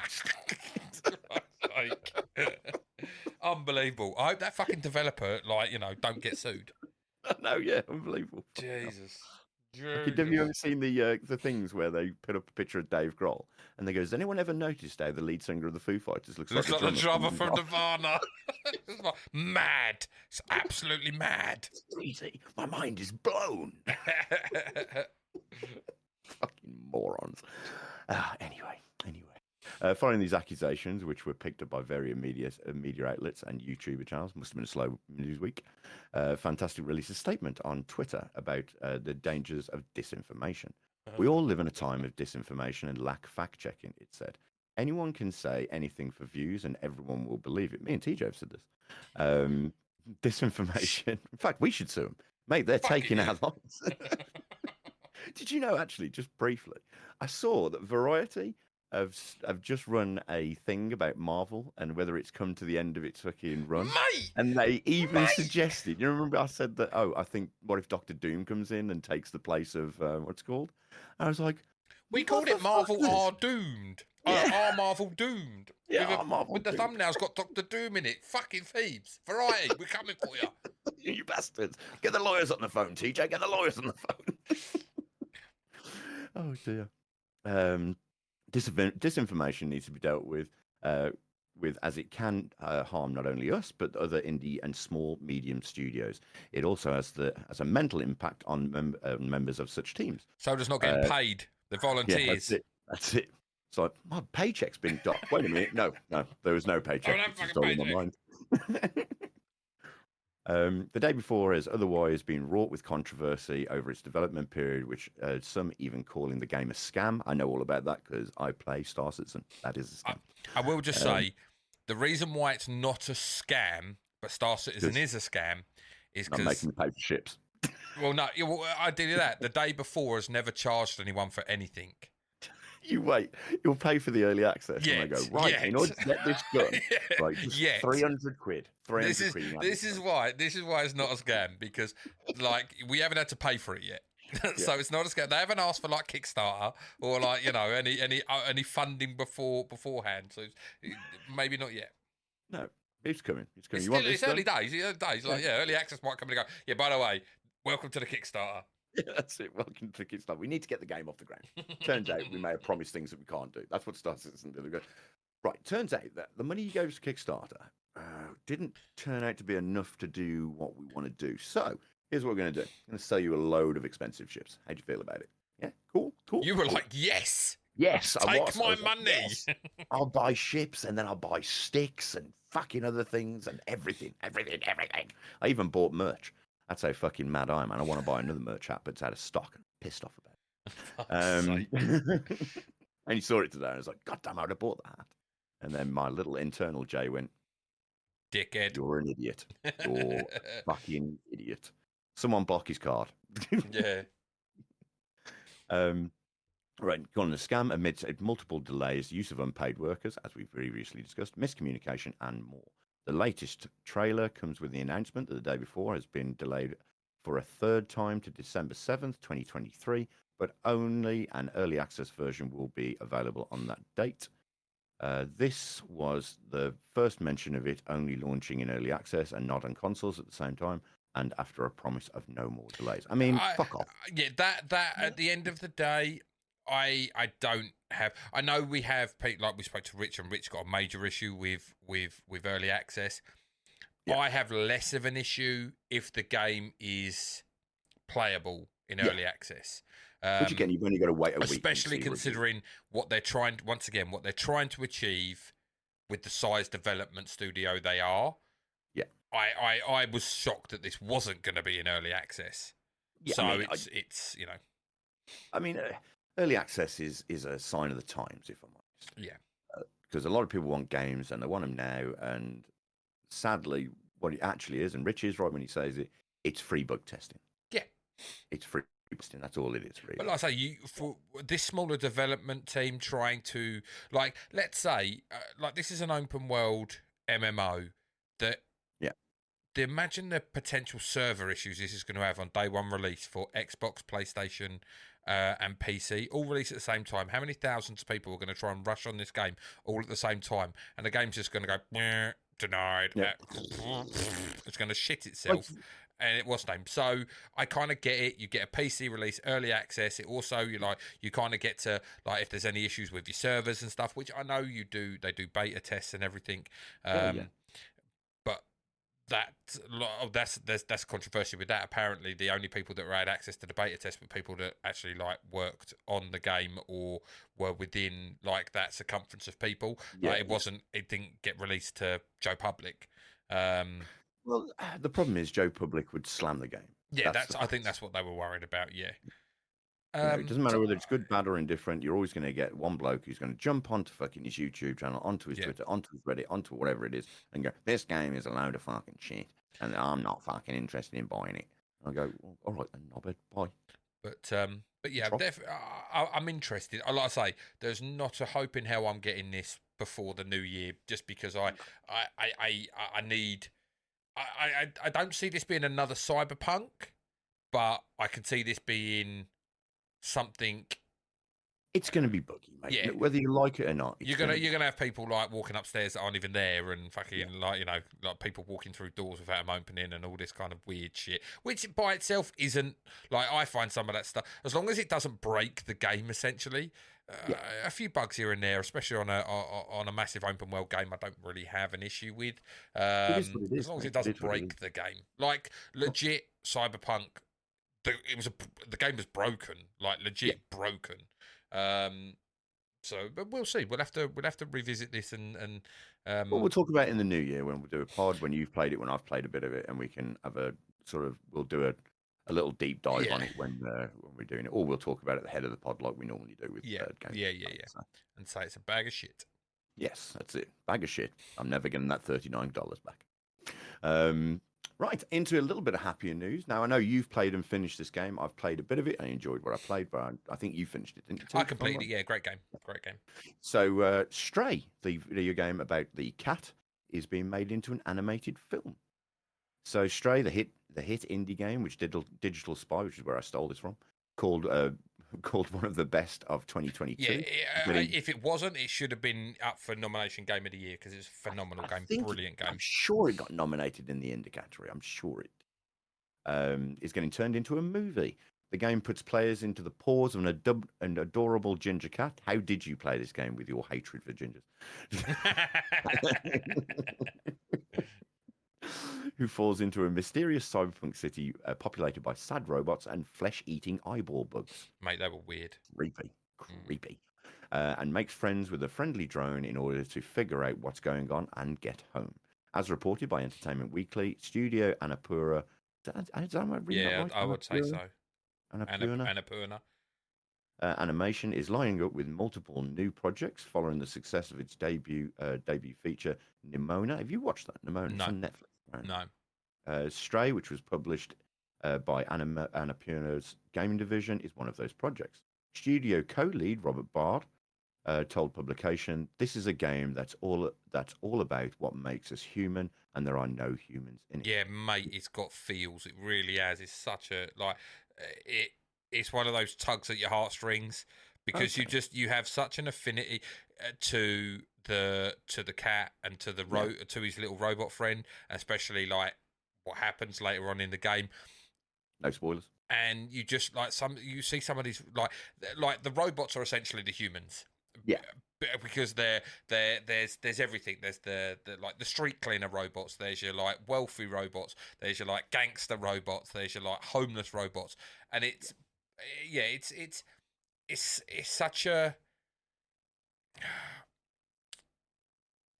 heartwarming story with it's got very little dialogue. But graphically it's beautiful. I would definitely recommend it. It's like 20 quid, maybe less now, on PlayStation and on PC. I don't know if it's on Xbox. It is on Xbox. It is on Xbox. It may even be on Game Pass. I don't think it is, but if it is, fucking run and go and play this game. It was man looks at the thing while TJ talks. It was easily one of the best games I played last year. Easily one of the best games I played. Sadly, it's not on Game Pass. You can purchase it on Xbox, though. It's £24. How much is it? Right, 24 quid. Yeah, I think it's about £18 on £19 on Steam. Yeah, or you can go to CD Keys and get it cheap for Steam. Yeah. It's a buddy comedy about a cat and a robot, and they're such a hilarious dynamic. So there's a comedy inherent in there, but there's not one human being in this movie. I think it's one of the reasons. What do you think they'll make them talk? They don't talk in a sense. They like make robot noises. They're like R2D2. It's like. What I mean is, in the film, do you think they'll make them talk? That would be ruining it, wouldn't it? No, I think they'll do that and have subtitles. Yeah. Okay. Good. I think they'll do it like the game, or they should do it like the game. But then again, people don't like to read shit. Like. You're right. It all depends.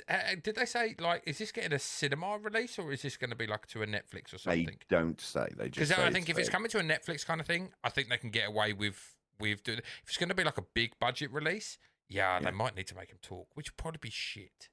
Yeah, you've got to be careful with that, and you really got to be careful. I suppose, like, I don't know, maybe Chris Pratt will get some more money. I hear he's out of work all the fucking time. Fucking Chris Pratt. Fuck's sake. Chris Pratt plays a stray cat and his buddy friend in this incredible film. The cat definitely don't talk. If the cat starts fucking talking, that'd piss me off. But there's no one human being in this movie. I think it's one of the reasons why the game is so incredibly popular, that you are seeing the world through the point of view of an adorable cat, because he's ginger. That's why he's adorable, guys. No, Ginger he's like just me. cute and furry. I'm ginger. Like, it could have been white. It could have been like tabby. It could have been anything. So how did they pull that off, and how are we going to pull off that in a movie? We will, even though sometimes it feels impossible. But we know that the essence of the game and the key to telling the story. He explained how the game's developer, Blue 12, referred to the game as hope punk, which is about using optimism as a force of resistance. He stated, "I love that term, hope punk. I think if we're going to do this adaptation justice, this is going to be the first and greatest hope punk movie that has ever been made. Considering the game's pretty short, quite simple to play, and already quite focused on story, it'll be interesting to see how it's translated into a non-interactive medium. I Stray's, think it. I think it translates well. yeah, Stray's movie adaptation is yet to receive a release window, which probably means they're still working. Oh on it. yeah. This is probably in early stages. We're probably not getting this till late like this time next year or something. I mean, it's something that I mean, in the world of like 3D films, I don't think you have to have them talk. I think No, if they stay true to the game, you'll have robots make weird clicky noises. You'll maybe have you'll have the buddy robot talk. uh, Because if you just give it a robot-y voice, then you're going to get the effect, I suspect. maybe, I don't know. We'll see. Well, we'll see. And we'll see, and we will report back, guys. Yeah, I will Maybe definitely. we'll do a film. I will definitely see this film. Yeah. There you go. That's it. Right, onto the main story subjects, and moving from one video game movie adaptation to loads of video game movie adaptations. So it was in 1993 that Hollywood realized the dream of putting video game movies up on the big screen with Super Mario Bros. And we all wish they hadn't. Mate, Bob Hoskins, what were you thinking? He was thinking, I want another hot tub for my mansion, and they're going to pay me. You do not look like a fucking Italian plumber. Doesn't look like he's from Brooklyn because he's from the UK. Yeah. He is from the UK, isn't he? Bob Hoskins? I'm sure. Yeah, Bob Hoskins. Yeah, of course he is. I'm sure he is. Fuck, it just made me think now. Shit. Yeah. Just giving out misinformation. Fact check. Yeah, of course he fuccking is, surely. I'm sure he is. That's Bob. Yeah, he's got I don't have any Bobs in America today. No, well. Yeah, he's born in fucking London. No, that's when he died. Shit, he died in London. He's born in Bury St Edmunds, not that far from me. Yeah, he's fine. Good lad. Cool. Bobby! And setting the stage for a long legacy of questionable choices, troubled productions, and gamers' pixel tears left in their wake. But like the kid who just has to pump one more quarter to reach that high score, the studios keep on trying, while the fans just keep on hoping. So yeah, I mean, we're talking about this because obviously, as previously mentioned, me and TJ sat with his community and watched Five Nights at Freddy's the other night. Probably admitting that it was probably not wise, but come after us. We will talk about the video game to film adaptations and some TV shows as well. So there is a lot of them, guys. I'm not going to go into all of them, but the first one, it appears on the list that I found. Again, correct me if I'm wrong, which I know you all like doing. Was Super Mario Brothers, and that was in May 28th in 1993. It did not have a very good. This. I'm just going to point out this list. I knew what they were, and now I've completely. Oh yeah, this list is missing stuff. Is it? Well, it doesn't have the new Mario Brothers movie on it. It's got a lot of the upcoming ones though. But the Super Mario Brothers with Chris Pratt and that, it's not on there. Yeah, that is weird. Because it goes Five Nights at Freddy's, Sonic 2, Uncharted, Resident Evil. Like, it's not on there. And I was like, well, how many more have they missed then? So that was just for like, oh, hang on, unless they put it in the. You know why? In animation. It's in animated, yeah. They haven't done an all. Oh, you sucky bastards. That's why. Scumbag.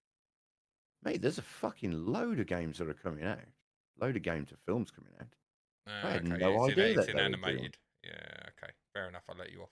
But then how the fuck do you work that out? How do you put... Oh, I suppose. Yeah, okay. I was going to say... yeah, okay.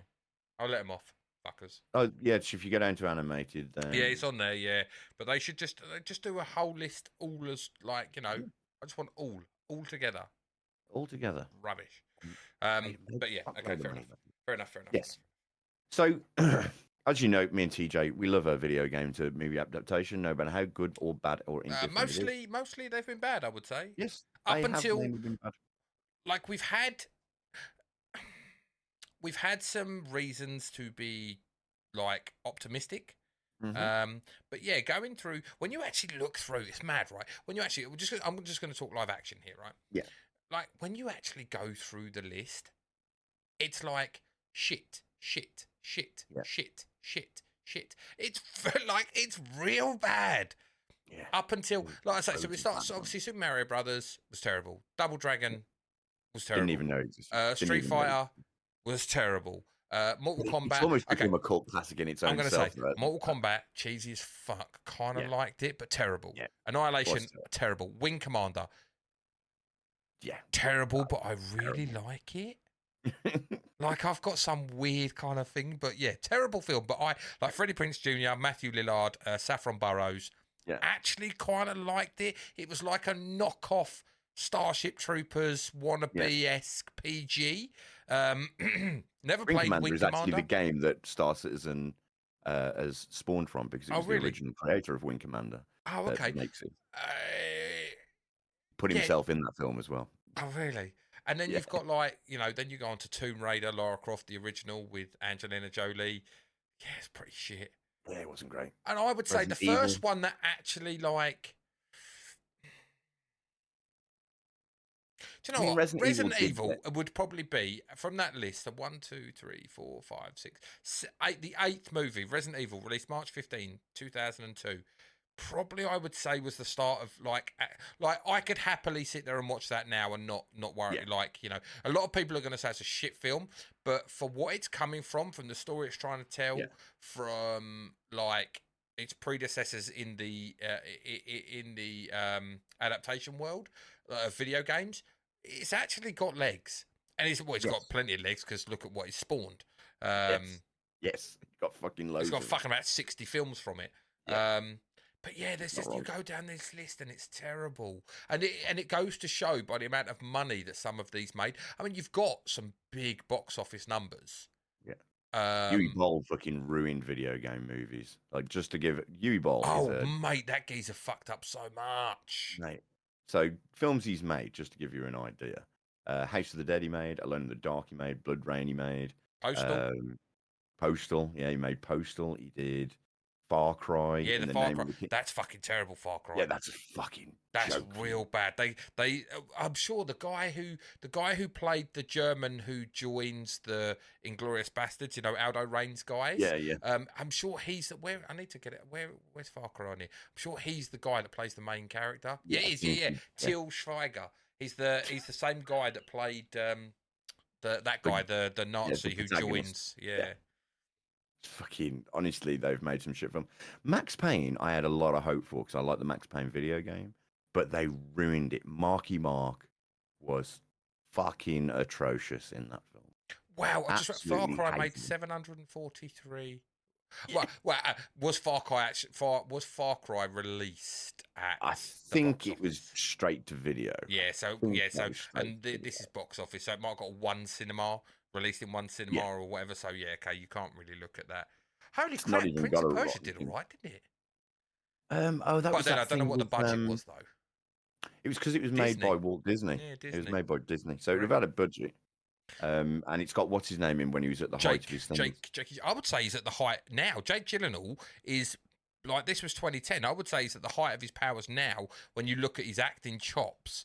Oh yeah, like this. I would say Prince of Persia's more an early where he's like trying to prove himself. When you look at stuff like Southpaw and stuff that he's released recently, even like his foray as in Spider-Man as Mysterio, yeah. Much better actor now than what he was back in the day. I'll say I enjoyed the Silent Hill film. I enjoyed. Yes, with Sean Bean and Radha Mitchell. Is it Radha Mitchell? Yeah, Radha Mitchell. I think it fell off a cliff in Revelation. However, that didn't. I can't remember watching Revelation. It's the one that's got Jon Snow in. Nothing. Jon Snow. Kit Harington. Yeah, Kit Harington. I don't think I've seen it then, to be honest with you. It just it doesn't know what it wants to be. Is the problem with it? It does that great film, and then it's sort of like meant to be meant to be Silent Hill 3. Whereas personally, I think going to Silent Hill 2, the video game adaptation, would have been a lot better. So yeah, Oh, it's a shame. I know another game that was missing off this list. Gran What's that? Turismo. Yeah, that's true. Gran Turismo is not on this list, which should be because it's live action. It's live action. That was the and other one. It it's was a video those two. game It was thing. Sonic and Gran Turismo. That was like, why are they not on this list? But obviously, Sonic's in the animated. But anyway, so yeah, like it's an interesting thing, and I kind of feel that we're entering a new dawn because I Yes. feel like one of the biggest issues that I think they've come across is that a game is essentially, let's say 15 20 hours, yeah, or Yeah. even let's say 10 hours, right? It's a 10-hour Yeah, yeah. game, and a game in essence is a story that Yeah. flows. Yes, there's a lot of filler and bits and pieces in games that you can carve out, but to try and take a 10 to 15 hour game and close it into an hour and a half to 2 hours, I think you're trying to push too hard. And what we've seen with The Last of Us, you take a story and you turn it into a TV show where it has 8 episodes, 6 episodes, 10 episodes, whatever you want to do, 30, 45 minutes, an to hour. So yeah. And you can actually tell the story that was intended that the game told. So you get your development of your character, you get the development of the story. Twisted Metal, for all its faults, still did that well, and it would have been an absolute pile of dog crap. Even more so, like, because I have feelings like I enjoyed it up until I didn't enjoy it, and now I've kind of got a sour taste to it. I know you have more higher feeling for Twisted Metal than I do, because I just felt it just becomes so stupid. But then it is Twisted Metal, so what do you expect? But like, trying to make a story where there was no story. Well, yeah, exactly. But with The Last of Us, I think it was so well done, and I think they may have like kind of realised, okay, we kind of need to flush out these stories a bit more, give people time to develop feelings for the characters and understand the characters, their plight. And that's why you're seeing stuff like BioShock. You're seeing stuff like God of War. Fallout. There's going to be a series because it's a much better medium. TV is such a better medium than the cinema, than film, for these stories. I agree. But it is like I do feel like as well they were like, oh, we can spawn 3 or 4 films from this. We can start a franchise. Resident Evil did, but Resident Evil told a different story from the game as well. You've got to remember. It just spotted in characters that you would recognize. Like the first film wasn't even based on a character that's ever been in the Resident Evil franchise. Well, I mean, arguably you could say the Spencer Mansion is a character within itself. Yes, you can do. Yeah, but the main protagonist isn't a character from Resident Evil. No. Like, Alice has never been in a Resident Evil film up to there. Ever. Oh, game. Game. Sorry, yeah. She's been in every fucking film. Yeah, of course she has. And realistically, it's only on the remake, Welcome to Raccoon City, did they okay, we're actually going to make a film with actual God, that film was so bad. It was so bad. It was so bad. But we're going to bring in Leon, and we're going to bring in Claire, and whatever else and whatnot. I don't know why they can't just focus on one game and just do the first game, and just do it in its entirety. I mean, it's a simple premise: a house that's got some weird shit going on outside, and you go inside, and it's all fucked up, and there's a secret lab. I don't know how. I don't know why they have to try and change it so drastically. It was always my issue, because even in Welcome to Raccoon City, which tries to be faithful, I won't lie, tries to be faithful. Instead of just doing one, they go, let's merge the two of them. I stopped. Okay, I have not finished Welcome to Raccoon City. I stopped when Wesker flaked. Yeah, because it was so un-Wesker. Yeah, like Wesker turned into a fanny. And it's like,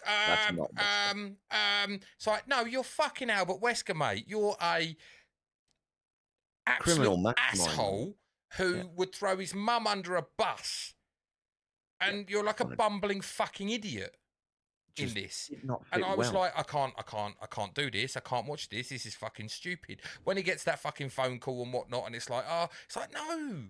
How about Wesker's supposed to be like some like He's the super leader. villain, Yeah, and he's just the a leader. bumbling idiot. So I couldn't watch Welcome to Raccoon City. After that point, I turned it off. It's like, no, this is rubbish. I have my limits, Jay. Even TJ's got a point where he's going, no, this is bollocks. Limits. I'm done. I'm fucking done here. We're done here. I'm not doing this. This is bullshit. Other game, well, what other films would I say I enjoyed? I never watched Tekken. I didn't even know that had a live action thing. No, Dead or Alive, no. Get in the bin. Get in the bin, definitely. Okay, we haven't said that all day. Okay, so... I did like Pokemon Detective Pikachu. Oh, yeah, but it's a family film. It's fun, like, you know... You can't hate on that. But go back to some of the original stuff. So, like, Lara Croft Tomb Raider. Yeah. I suppose, back in the day... I mean, it just sold a girl with big boobs that was running around shooting people. Yeah, but isn't that what Tomb Raider is? Yes. Essentially at its core. So it did exactly what the game does. Yeah. Can we shit on it? We can shit on it. It wasn't great. It's pretty much female Indiana Jones, isn't it? Yeah. Like, but that's what Lara Croft is, isn't it? Yeah. With dinosaurs at some point. Came out of left field. What do you think of the remake? Dinosaur? I prefer it to the original. I'm gonna, you know. They tried to follow the remake of the game more. Isn't she married to Michael Fassbender, Alicia Vikander? Is she? Yeah. Married to Michael Fassbender. Yeah. I didn't know that. Yeah. Lovely. I know that they cancelled the second because they were going to do a franchise. They were going to do like Tomb Raider, whatever they called the second game. Was it COVID related? They cancelled it, or just because I don't know. The film did 275 at the box office. It's not bad, but maybe I don't know what the budget was. What was the budget? Let's have a look. Find out the budget, and then the budget was 90 to 100 million, so it did pretty fucking well. Yeah, it did well for it. I mean, you double your money, then it's not too bad. Yeah, so I mean, like, it got 52, so it wasn't exactly. I know that's not high ratings, by the way. Is that on Rotten Tomatoes though? Because that's technically classed as rotten. Anything below 60 is rotten. I mean, but that isn't bad for a video game film. Rampage was comedy. I gotta say, I didn't mind Rampage for what it was. Comedy. Like, how do you tell a story where you are a gorilla, a werewolf, a fucking crocodile who climbs up buildings and smashes buildings? How do you turn that into a movie? It's probably the only way you could genetically modified monsters. Yeah, like, it's probably the only way you could tell that story. And then you stick The Rock in it, and you're gonna do quite well, to be honest. Yeah, that's it. I mean, 120 mil budget, got 428 back. Like, you can't made you money. Yeah. They never seem to do sequels though, even with a profit, which is crazy to me. Yeah, but like, I don't get how you Rampage. Essentially, I don't know how you make the sequel, because other than the fact you've got big ass fucking George. Yeah, but the woman that created the shit, or the woman that, like, the villain, if you will, she turned into mincemeat. She got munched up. Like, so did the brother. The brother was an absolute imbecile. I think you have to do that as a one and done. Rampage 2, like, you're like, oh, cool, it's just big monsters again. I think that's where it kind of fell with Pacific. I know it's not a movie adaptation, but I'm gonna say Pacific Rim, like Uprising. It was like, oh, cool, yeah, we're just getting more monsters. I thought we'd close the breach, and now we're just getting more monsters. Cool. Oh, and we're not going to have any of the lead characters. Yeah, cool story. Yeah, cool story, bro. I just feel sometimes you just have to be happy with one and done and move on. Yeah, I mean, it is one of those weird things where you just think, like, I think you've got to go full bore, is what I would say. I think you've got to go full bore. Maybe the other thing that we're not considering is maybe, like, to make a good video game film, you really have got to spend a lot of money, I would say. Do you know what I mean? Because, I mean, video games are so heavily premised on it, graphically, computer graphics, and doing stuff that you can't really do in the real world. Not that you can't make films do it, but I think What are you saying, more for why it's better now than what it was back in the day? So I missed your first bit on that point. Yeah, I think that films are getting better now. I mean, they're not by any extreme are they good, No, I mean some of them are. That's a bit unfair. But I think that you've got to. I think they're finally learning that we've got to keep very close to the game because you're going to upset the gamers. Because gamers are the people. I mean, Five Nights at Freddy's, it proves it's the gamers that are going to go and pump money into your film to go and watch it. Do you know what I mean? I think it depends on the game. It depends on the game because you say that, and then we'll just throw in Sonic the Hedgehog. As long as you've got a blue hedgehog, a weird bald geezer with a fancy moustache, like the game, that the story is whatever. Like No, I I know what think, you're saying. I think something like Sonic, like something like we'll take Uncharted for instance. Well, no, not even. Well, no, you can go Uncharted. Like I think Uncharted works quite well. I liked the film. I enjoyed the film. I like. I know a But I lot of like people Tom don't Holland. like it. Yeah. Mark Wahlberg, I think, was an odd choice for Sully. I don't think he's old enough to play Sully, really. But it's meant to be him younger, isn't it? Because it's meant to be the first Because time obviously, he's not like pretty much Mark Wahlberg's age is probably more closer to the age of what Nathan Drake. Sully Sullenberg. Sully Sullenberg. The age Mark Wahlberg is like is probably more to the age of what Nathan Drake is in the games. But and I thought, I thought I'd like a sequel to Uncharted. I'd like a sequel to Uncharted, and it took some really nice notes from the film, especially like the plane scene where all the things are hanging out of the plane, and he's and where he knocks the bloke off, and he's like, oh, sorry. The guy's falling to his death from 20,000 feet. He's like, sorry, oops. Sorry, my bad. But yeah, I mean, like again, because Uncharted's premise is on having this cocky, never shuts up protagonist, talking almost through absolutely everything he does, and doing some Indiana style shit with a climactic, over the top thing at the end, which I thought Uncharted did really. The massive. Uncharted's like you have a lovable character, lovable roguish character who you can all get behind. I also feel that modern films, it's more acceptable to go to the extreme of like a 2.5 hour film. Like if you go back in the day to like in the 90s and the early 2000s, if your film done over an hour and a half, it was considered long. Yeah. Whereas now, like 2 hours plus is quite standard. Yeah. To be honest, I mean, like Five Nights at Freddy's was just shy of 2 hours. That's quite surprising actually.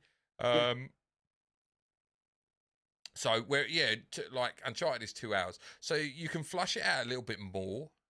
But I still feel for a lot of games, I feel they are better served going to television, and I think they'll have better reception. Yes. I think they will have better success. Like Silent Hill could be a brilliant TV series. Yeah, and they're making another film as it goes. Yeah, I just feel Silent Hill, because there are so many layers to something like Silent Hill. Yeah. Especially in the kind of tale that you're trying to tell. Yeah. It's all sort of weird at the start. You don't really know where it's going, what this person has to do with what person. And the thing that video games do, as you previously said, is you grow to like the character you're playing as. Therefore, you create an emotional attachment. And Last of Us did it superbly. Perfectly well, yeah. You take two characters. All right, fair enough. You've played the game, you know the thing. But I know people who haven't played the game and then watched the TV show and went, fucking, that was brilliant. Fucking absolutely loved every second. I was the casting was massively important, and they nailed it. Absolutely nailed it as well. All bowed down to the mightiful Pedro. Yeah, which does, like we say, because we've spoken about God of War and who is Christopher Judge, like The Rock, Dave Bautista, who would be the ideal. It's an interesting one, because there are so many games now that are.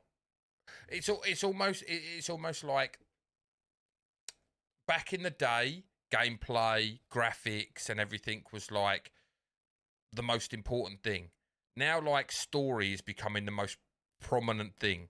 Yeah. In like, if you nail the story, people will okay, your game doesn't look the most. It's not the most gorgeous looking game I've ever seen, but the story just engrossed me and encapsulated me into this world Yeah. that and I feel like like I say, look, we'll take Stray for instance.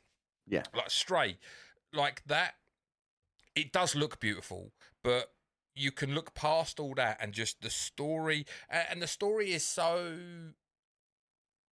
Uh, I don't want to say limited. I want to like it's not like the story. It's not some massive overarching story. It's not like this absolute like gigantic thing. But No. it's so well constructed, so well done that Yeah. you tell that story. I see. Also, once again, I'm just like, is a movie gonna do the game? But then It's a I'm tough now one, mate. questioning whether or not actually Stray would be better as like a 3 part hour long. You definitely get more out of it than let's just arguably say it's a 2.5 hour movie. It's probably going to be a 2 hour movie. Yeah, So, I mean, it really depends on what kind of development they do. Because if they're going to have talking, or if they're just going to be a silent, and hit with good strings, good music, good atmosphere building stuff. it depends how they release it. What kind of like what they're looking to create with it. Are they looking to create a blockbuster? Are they going to release it more in like for not anime, but you know what I mean, like Yeah, for a yeah, more niche audience? that's it. 'Cause it's tough, really, because you can't just straight up and you know you can't just straight up let it go and let it be amazing because a film is so condensed Yeah, that when you put it on, like you said, is when you put it into a TV show, you've got so much more time to build, yeah. and then you got an end of an episode where you can sort of leave a little bit cliffhanger, make you want to watch more. Whereas in a film, you know that at the end of this, it's all going to be said and done, and then you're on to the next one. So it's tough. It's tough, really. The one. So there is also the negative side to going taking a game and putting it onto TV, Yeah, and that being the fact that there is filler in games. There yeah, is in that sense of like walking from point A to point B, like XYZ, whatever like The Last of Us.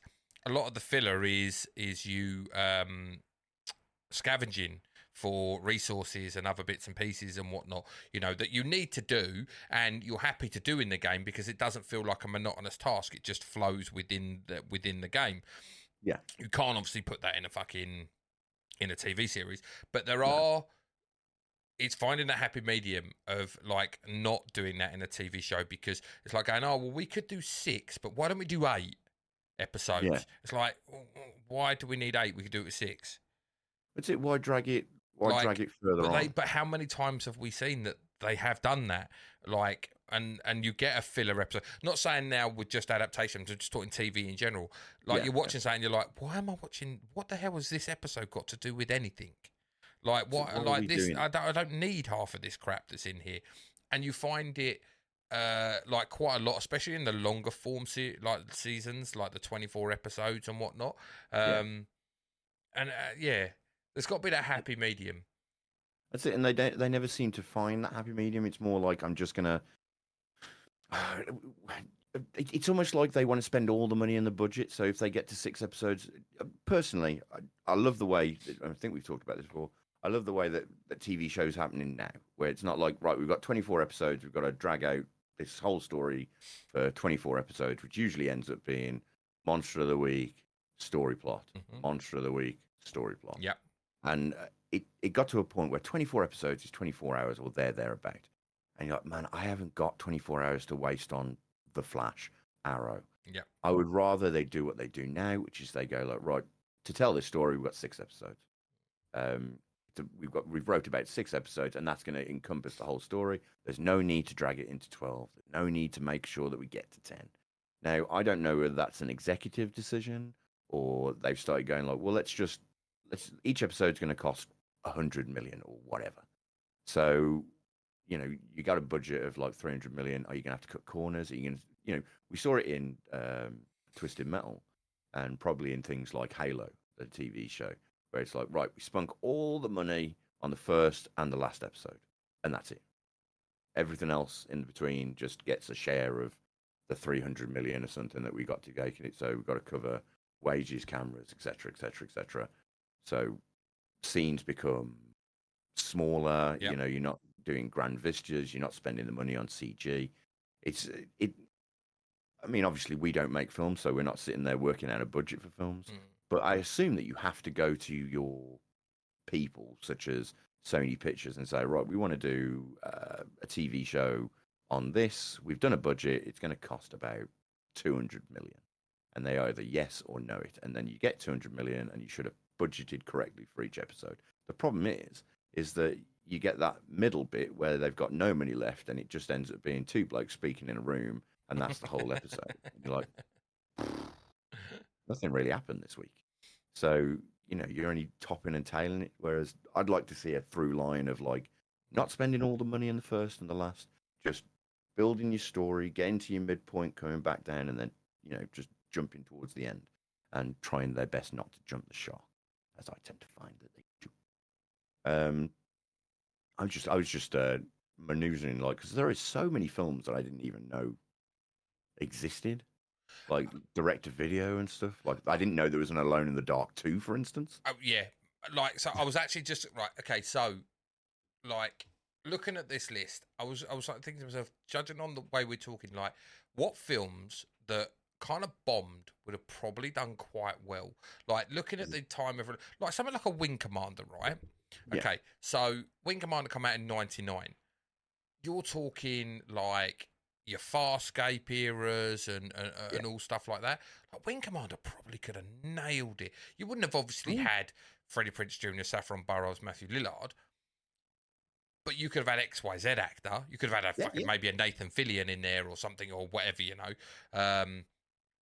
But in that era, like Wing Commander, you could have like, why not make it a series?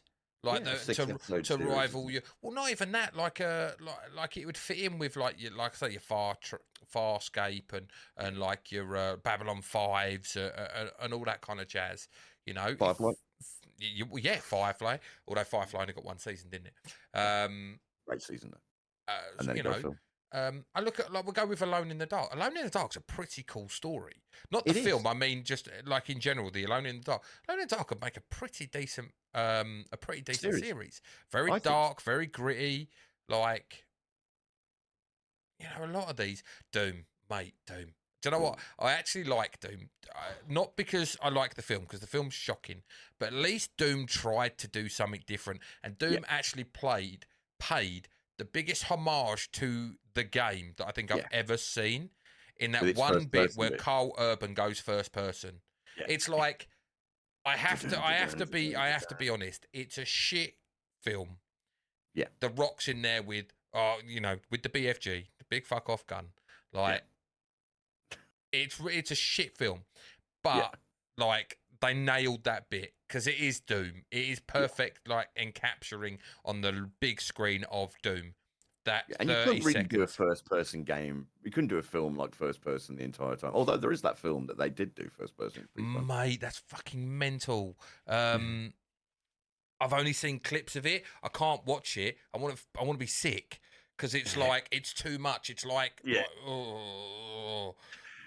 got him from District 9 in. Oh, I can't remember his name. Shiloh Copley. I think that's something like that. And like it's a hard watch because obviously the whole film is it's manic. It's 0 to 100 in like the first 10 seconds. And it's crazy because it's just literally like watching a guy just go 100 mile an hour. I'm at like it's fucking But I give Doom credit for that. Like I say, that's the only thing I can say good about it because the film's just fucking shocking. Really. And then there's other things you look at like why was it ever made into like Dead or Alive? It's literally just to put pretty girls in bikinis. What's his name's in it as well? Holly Valance, yeah, Holly Valance. Film's terrible. It's so terrible. Is Tekken an anime? Does Tekken live action? That's what confused me. The image looks like if you hover over the image, it looks like it's anime. Yeah, but but I know they obviously not. did make an anime film. I know they've made an anime film, but I didn't think they made a live action one. I mean, Prince of Persia, that would be a It wicked made $1 series. million, so that's probably why they never Uh, saw another one. uh, Got zero on Rotten Tomatoes, so yeah. straight zero. How'd you give so fucking zero? Jesus. That is crazy. That is just crazy. But yeah, I just like. Mm. Mm. You do just look at some of these films and think, who the fuck greenlit these? Like I didn't mind Warcraft. I didn't mind I Warcraft. never saw Warcraft, but it got absolutely panned. Got Yeah, I absolutely didn't mind panned. Warcraft. But I look at I mean it didn't do badly either, 440. But then obviously the WoW community is fucking feral. It's enormous, mate. So It's enormous. you were going to and make they money do on follow that. the story of Warcraft. They actually follow the story. So you're going to get a lot of people. But like, and I understand. Okay, let's be honest. Pikachu always going to do well financially, but even if the Get film was shit. Sonic always going to do financially well, even if it was crap.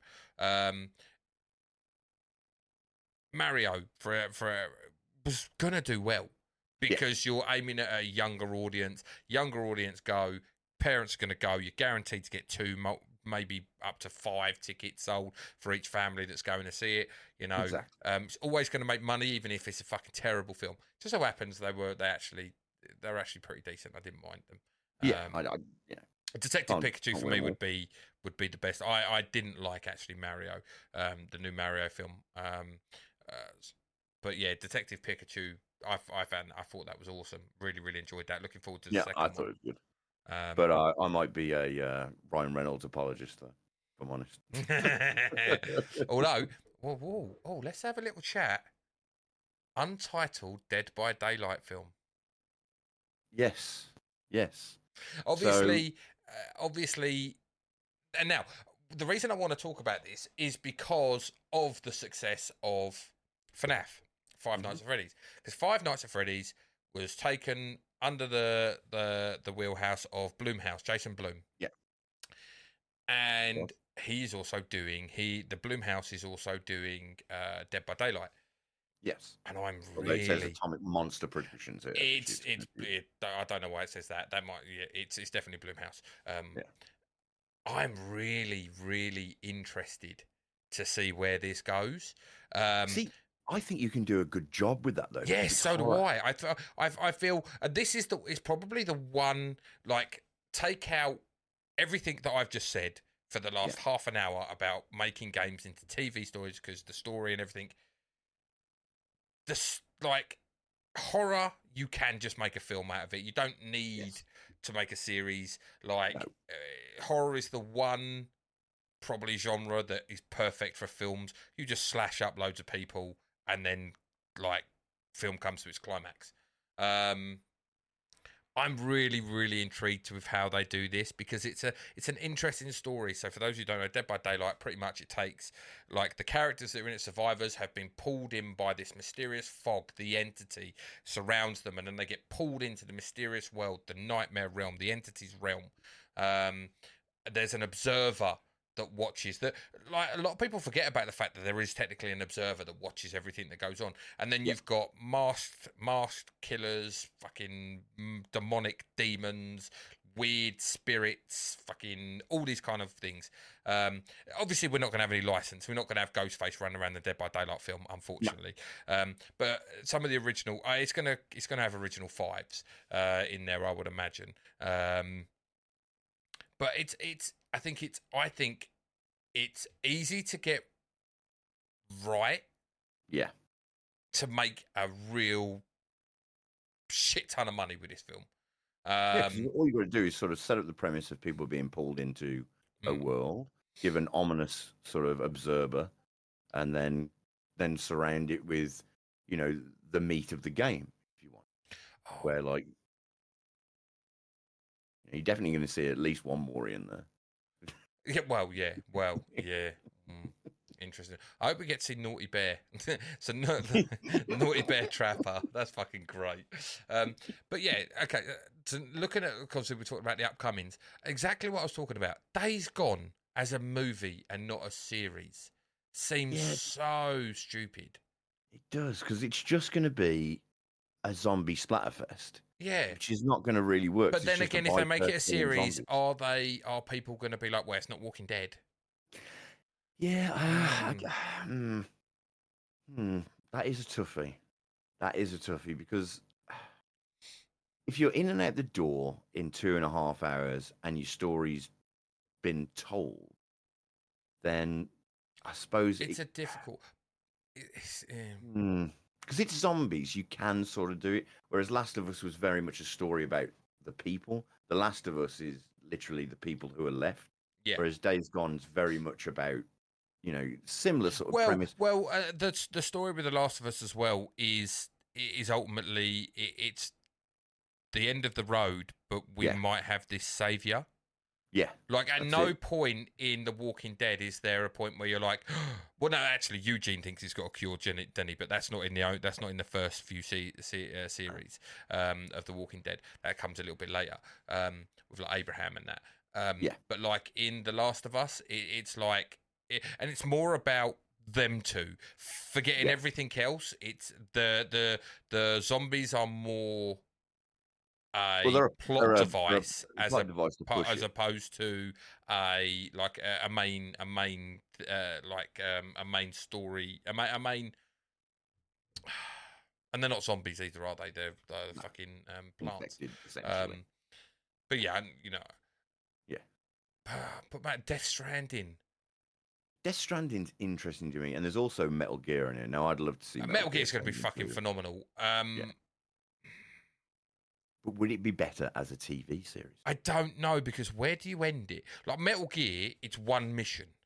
Yeah, Like but it's a long mission, TJ. It's no, yeah, I get it. It's a long mission, and and Hideo Kojima always wanted a movie.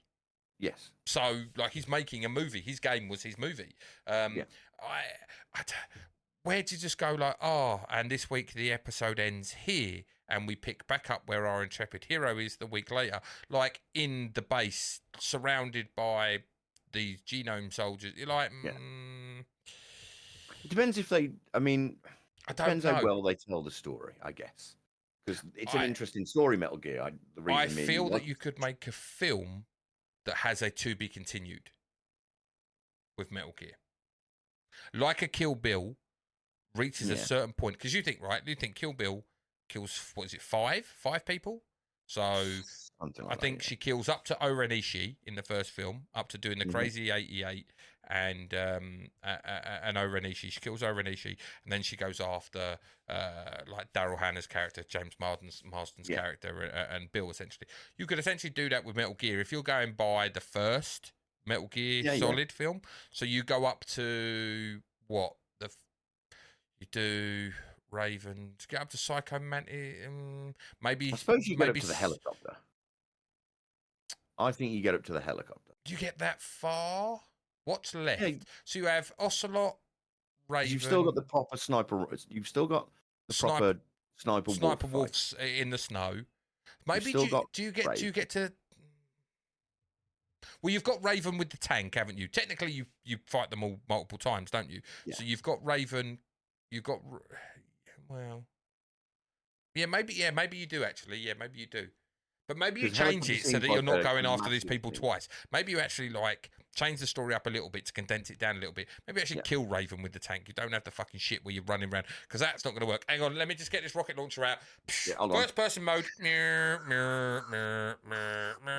Like that's not really going to work. So maybe you kill Raven in the tank. Maybe Sniper Wolf, you don't have the Merrill bleed out scene. You've Maybe. got to have the Merrill bleed out scene because it leads to him being captured. Yeah, well, yeah, actually, yeah, of course it does. Psycho Mantis is one and done, isn't he? Yeah. I mean, maybe what you have is Merrill gets shot, you disappear trying to find a sniper rifle, which would probably be easier than going back 3 locations. Oh, yeah. Grab a sniper rifle. Fuck. Maybe you don't have the first Ocelot scene. Maybe you just have You've got Ocelot to later. introduce them. You've got to introduce. No, you them introduce him, but you don't have this big battle. No, you don't have a fight. You just have him come you introduce him as this like superstar and that, and superstar gunslinger, and then you have You just cut the fight, and then you just have him fire a couple of bullets at Snake, who dodges them, And then he the gets ninja just comes in. Donald Anderson's the DARPA. Oh shit. I can't remember his name. I know you're on about. Yeah, The Donald Anderson's the DARPA president. chief in it. Yeah. The other geezer, the fat ball geezer, Yeah. beats you up with his stick. Yeah. Yeah. You don't know. I just saved your fucking life, you dickhead. You hit me with a fucking stick for. But yeah, so that like Poppy Playtime. Have you played Poppy Playtime? No. Poppy Playtime, I think, will be a very interesting film, especially if it's live action. Poppy Playtime, it's first person, and it's that one with the hands, you know. Yeah. And you've got Huggy Wuggy that's coming after you. It's going to be very much in the vein of FNAF, right? You've got Huggy Wuggy, there's fucking, like, talk about this. It's a horror game where a giant, scary, blue fucking thing comes at you and, like, rips your face off. Let's market them toys for kids. Jesus. My friend has a child who is about 5 years old that has a Huggy Wuggy and a Kissy Wissy. You joke. And it sounds ridiculous that I'm saying their names right now. Someone oh, do you want a Kissy Wissy doll and a Huggy Wuggy? But yeah, like that could border on FNAF level. Yeah, I could see that. How do you make Portal the film? I mean, there was a story to it, but it's a silent Yeah, but you're protagonist. fucking opening portals and throwing stuff through one portal to get through the other one to move on to the next level. I mean, you don't do it all that, I guess. I guess you just you do it a couple of times to show that she can do that, and then she works out how to jump through a portal and go higher to get herself out of things. You don't have obviously the sheer amount of games that you've got in that, but you've got to do the initial game where she does it. What are you laughing about? You chuckling to yourself. I'm just going through this list while I'm listening to you talk, and I'm like, they are scraping the fucking barrel. Oh yeah, they've got Untitled Pac-Man film. Yeah, it's already out. It's called Pixels.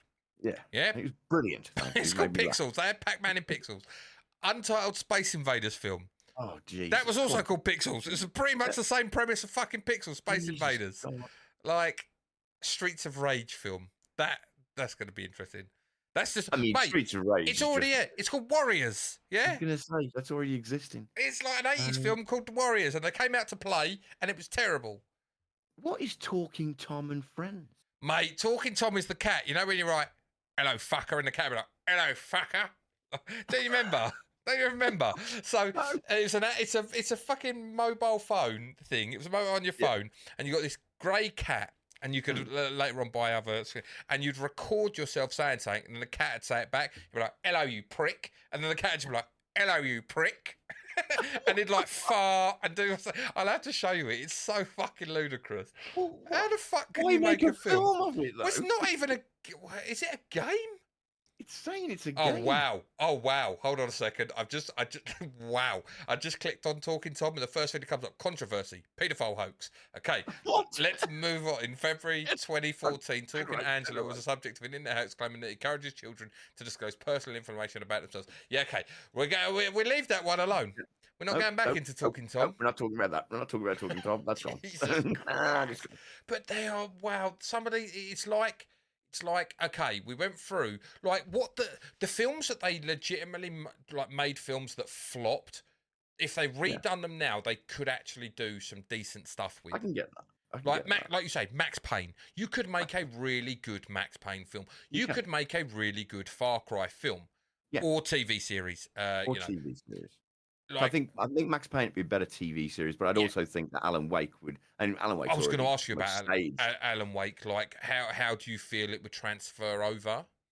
That would definitely have to be a TV series, especially being that it's already broken into episodes. Yeah. So you could really build that quite nicely as well, because you could sell the different sides of Alan, why he thinks this is going on, and then you move on to a second season, which would be Alan Wake 2. So yeah. Prince of Persia, I think you could remake that and do something a lot better with it. But it just seems like they're scraping the fucking barrel with some of these. I mean, some of these could never really. Surely you can't get some of these things. Untitled Just Dance film. Mate, it's literally just going to be Step Up. Yeah, that's It's just going to be a dancing movie that Or maybe it's going to be based around a Dance Dance Revolution kind of thing. I don't know. Yeah, like a competition or something. I mean, that's the only way I could see you really doing it if it's Yeah, not I don't. set Yeah. up. Okay, Yeah. like Mortal Kombat got a recent remake released in 2021. I kind of liked it. Yeah, I didn't mind that. They're getting a sequel They apparently. are getting a sequel, but I kind of like. I was I don't like the fact that they brought in some random like No, I Cole. get what you're Cole saying. is not in any like. I'm kind of being a bit hypocritical because I said that's what I actually liked about Resident Evil was the fact that you had Alice, who is a standalone character for the movies only. But I kind of But feel Cole was a bit like, well, I mean, Cole's who the are you main meant to be? protagonist, and then you're Mm, like, oh yeah, by the way, he's like a descendant of Scorpio, and you're yeah, like, what? and plus his suit is bollocks.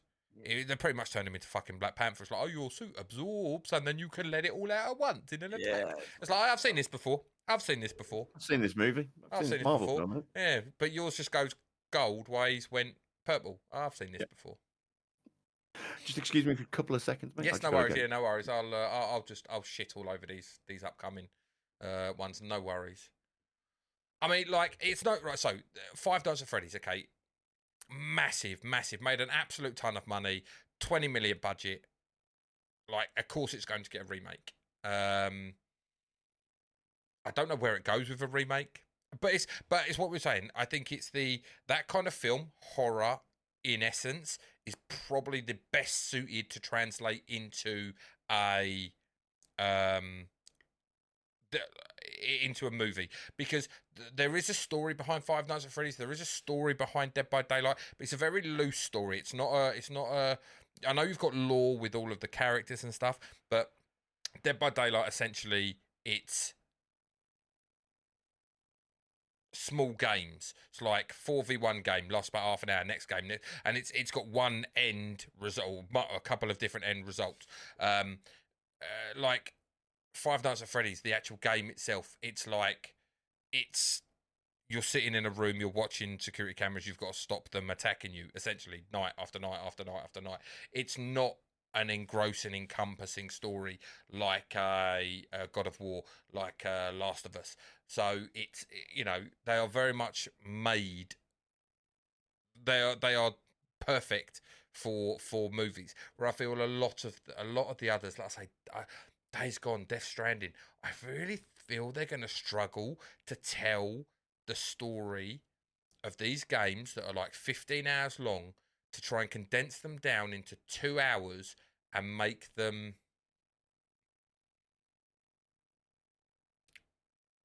not feel rushed and um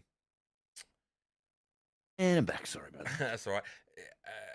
I was just saying I really do feel that like they're going to struggle to tell stories that don't feel rushed and incomplete.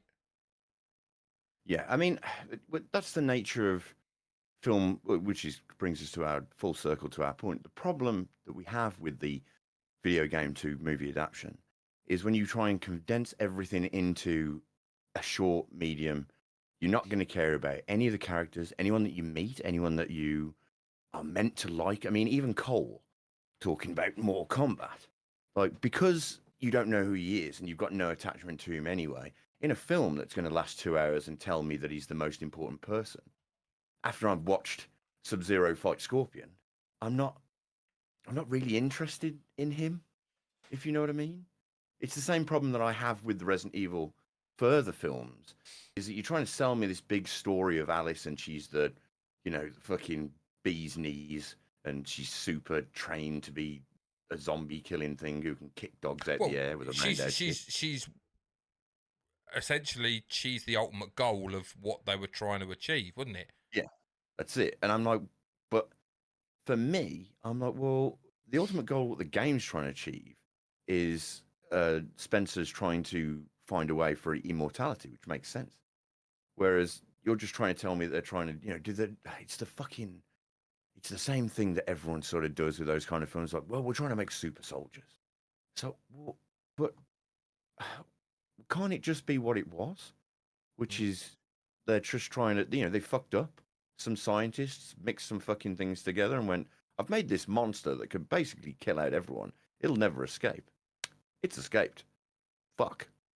Because that's still an interesting tale. It's still, an horrific creature that you've made in the lab breaks out, and then you've got either test subject. I mean, Dead by Daylight is almost a thing of it where, you've just got something that's larger than life that's going to potentially kill everybody, and then four unhappy, unlucky fucking losers decide that they're going to find guns and kill it.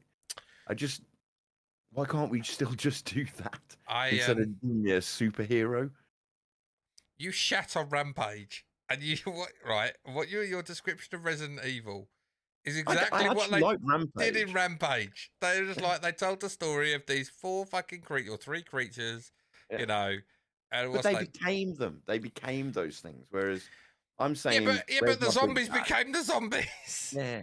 Well, I just don't want one of. Because Rampage is more akin to like having Alice who's a super soldier essentially. Well, technically, like just George. George is Alice essentially. It's just this normal, everyday albino gorilla dude who gets injected by somebody and then suddenly he goes mental, but then he realizes, no, I'm a good guy.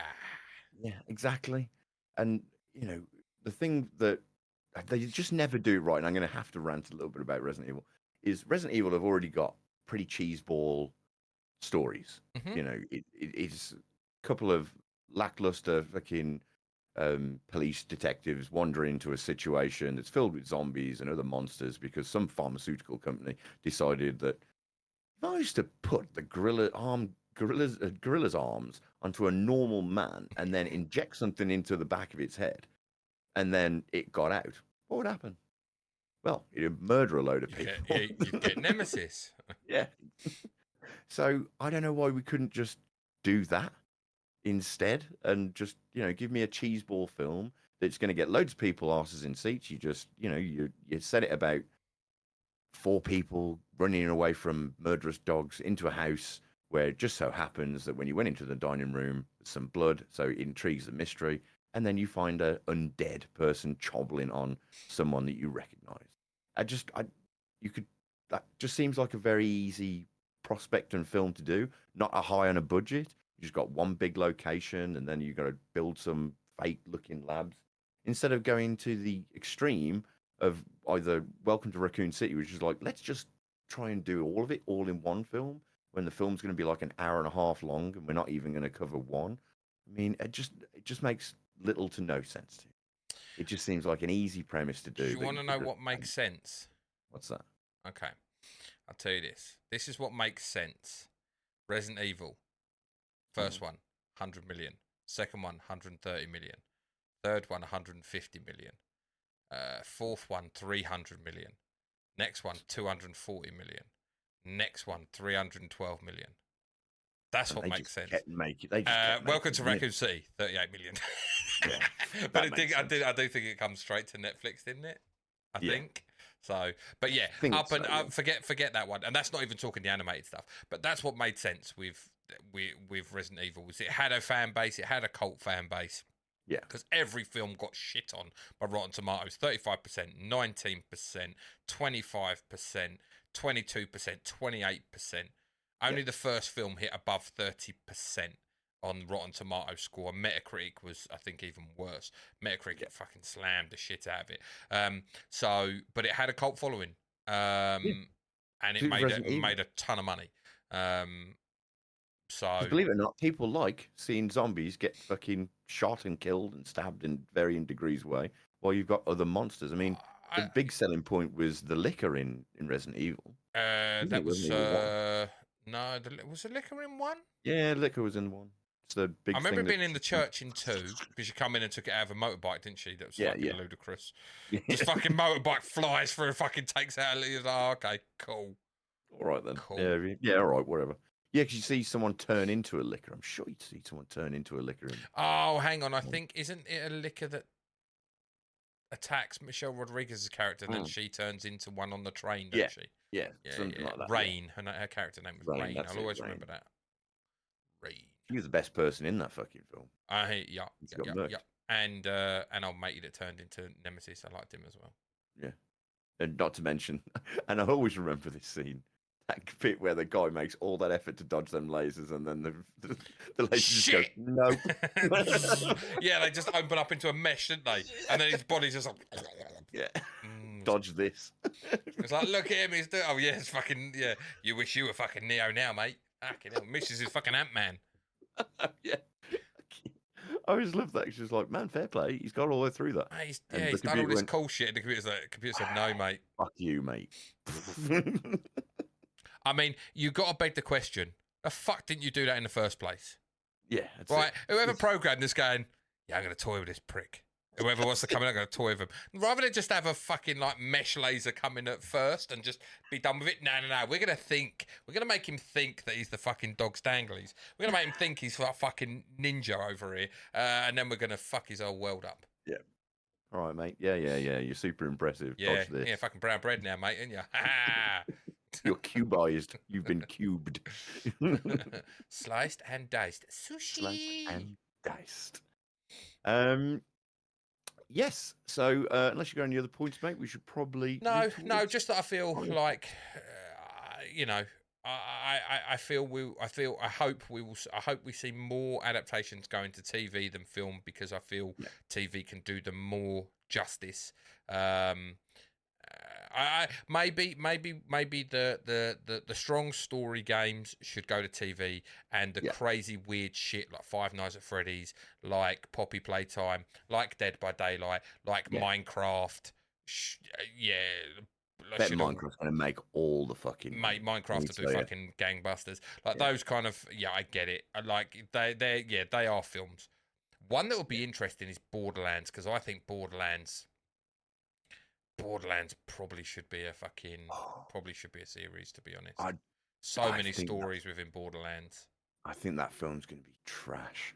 Yeah, I love Borderlands. I just don't think they can make like I say, a series. I think would be much better. But we'll see. I don't know how you're gonna do it. How the fuck slime ranch up? What, like you collect slime? And I think so. It's like no, I've seen someone play the game. You collect slime in like this little slime-o-matic machine, and it's like how the just. But yeah, we'll see. It's gonna be an interesting future, because like I say, obviously it's that video game adaptations and like superheroes are like, but we can't. But then again, the video, like there's so much variety with video games that they're never going to slow down with this now. They're going to release game after game after game after game after game. So film after film after film after film. We'll see. Gran Turismo is on this list, just to. Is it where? I didn't see Gran Turismo. It is under films with plots centered on video games, which makes no sense. And they've put so it there, it's a sub-genre within a fucking genre. What? Yeah, is it the only one? No, Tetris is in there as well. Free Guy's in the same category. Free Guy's not a fuck. Okay, so Ready Player One must be in there as well then. I suspect. Yes, it is. Ready Player One's in there. That's Ralph breaks the internet. Right, no, fuck off. Serenity. Right, fuck off. Right, I'm just going to say this now. Absolutely fuck off whoever created this list. I'm going to have a rant now, because Gran Turismo is legitimately a fucking game. Tetris is a game that should be in there. Yeah. Fucking 8-Bit Christmas, Free Guy. They're not fucking anything to do. Right, okay. The 8-Bit Christmas, the kid wants to buy a SNES. That does not mean that it's a fucking video game movie. You absolute cockwombles. What the fuck? Who is right? Boss level. Yeah. Because it adapts video game tropes. It's a video game movie. No, you prick. Pixels is in there. For fuck's sake. Pixels, okay, I can kind of understand, because it actually legitimately has video. Like Ready Player One, okay, it legitimately has Free Guy, legitimately has video game. Like the video game is based around the world, But Gran Turismo is a fucking video game movie. Yep. Oh, actually, shit. No, it's fucking not, is it? I've just realised it's a biopic. Yeah, they class it as a biopic. It is actually a biopic because it's about the kid who Yeah. became a driver through playing Yeah, Gran Turismo. because Okay, he played. forget what I just said about that. But the rest of them, I was completely right. Rant over. Yeah, fuck's sake. Why did I just have to realise that? Fuck off. Because the world. War games. Because we have tic-tac-toe in it, it's a fucking video game movie. That's it. It's a video game film. Fuck's sake. Scott Pilgrim versus the Oh, World. I hated that fucking film. What a pile They're of making it shit. into an anime now. No, I think it's already out, mate. Oh, is it already out? I didn't realise it. Oh, Tron Legacy. Okay, we have some neons and it's a video game. Yeah, cool. Well, I mean, it's Tron. Yeah, set I know. in... I know it's set in a computer. What the hell is Nightmares? That's what I looked at that and thought. Emilio Estevez. No, Estevez is actually the real name of Charlie Sheen. Charlie Sheen. Yeah, yeah. And I was like, are they related? Like Martin and Emilio. So Martin's the dad. Yeah. And Charlie's the son, and Emilio's the son. It's all right. When you let's just I just got to say this. Martin, Charlie, Emilio. If ever you question is he really your dad? So why is his name fucking? But I think you'll find Martin is actually not his real name either. No, I saw a massive thing on it. What's his name? What? Oh yeah, no, it's Ramon. Ramon Estevez. What's Charlie Sheen's real name then? Carlos. Okay, Carlos Irwin Estevez. Mate, Carlos is so much better than Charlie. Yeah, I mean, makes you wonder why did they make him change his name? I assume probably to become more Americanized. Yeah, probably. But Carlos. Did all right. Well, no. Like his name. Like I'm wondering if, Martin Sheen, like Ramon Estevez, Martin Sheen, very much American, strong. You think first film, what was that? 1973. Oh no, Breakthrough Role was 1973. I wonder if it was something to do with that, with him thinking that having a American as opposed to a more Mexican name. Well, a lot of names that get changed seem to be Jewish names. They tend to if you look. I don't think Ramon's a Jewish name. No. What I mean is, I was looking through a load of films and seeing, their name and what their real name is, and a lot of them are ends with what sounds like a Jewish name. If you look up a name, a list of actors, real. Is that because they're like Schmidt and stuff like that? Stuff like that, yeah. So Reese Witherspoon, I mean that's Laura Janine Reese Witherspoon, so doesn't really why. The Weeknd is Abdul Mackinnon. Yeah, but his name's not The Weeknd. The Weeknd's just his pseudonym first thing. Just quickly though, Martin Sheen, due to prejudices in the industry, changed his professional name to Martin Sheen in 1958 in a bid to land more acting roles. When he began auditioning as an actor, Estevez said he too used the name Sheen as he thought it would help open doors. Jamie Foxx's real name's Eric Marlon Bishop. Yeah, it's not gangster, is it? All right, Eric. All right, Eric, mate, how you doing? How you doing, Eric? As he's in there with his fucking gangster persona. I can't see all the ones right because I literally found this list and I was Winona Ryder, so Winona Laura Horowitz. The real Horowitz just it doesn't sell. I get it.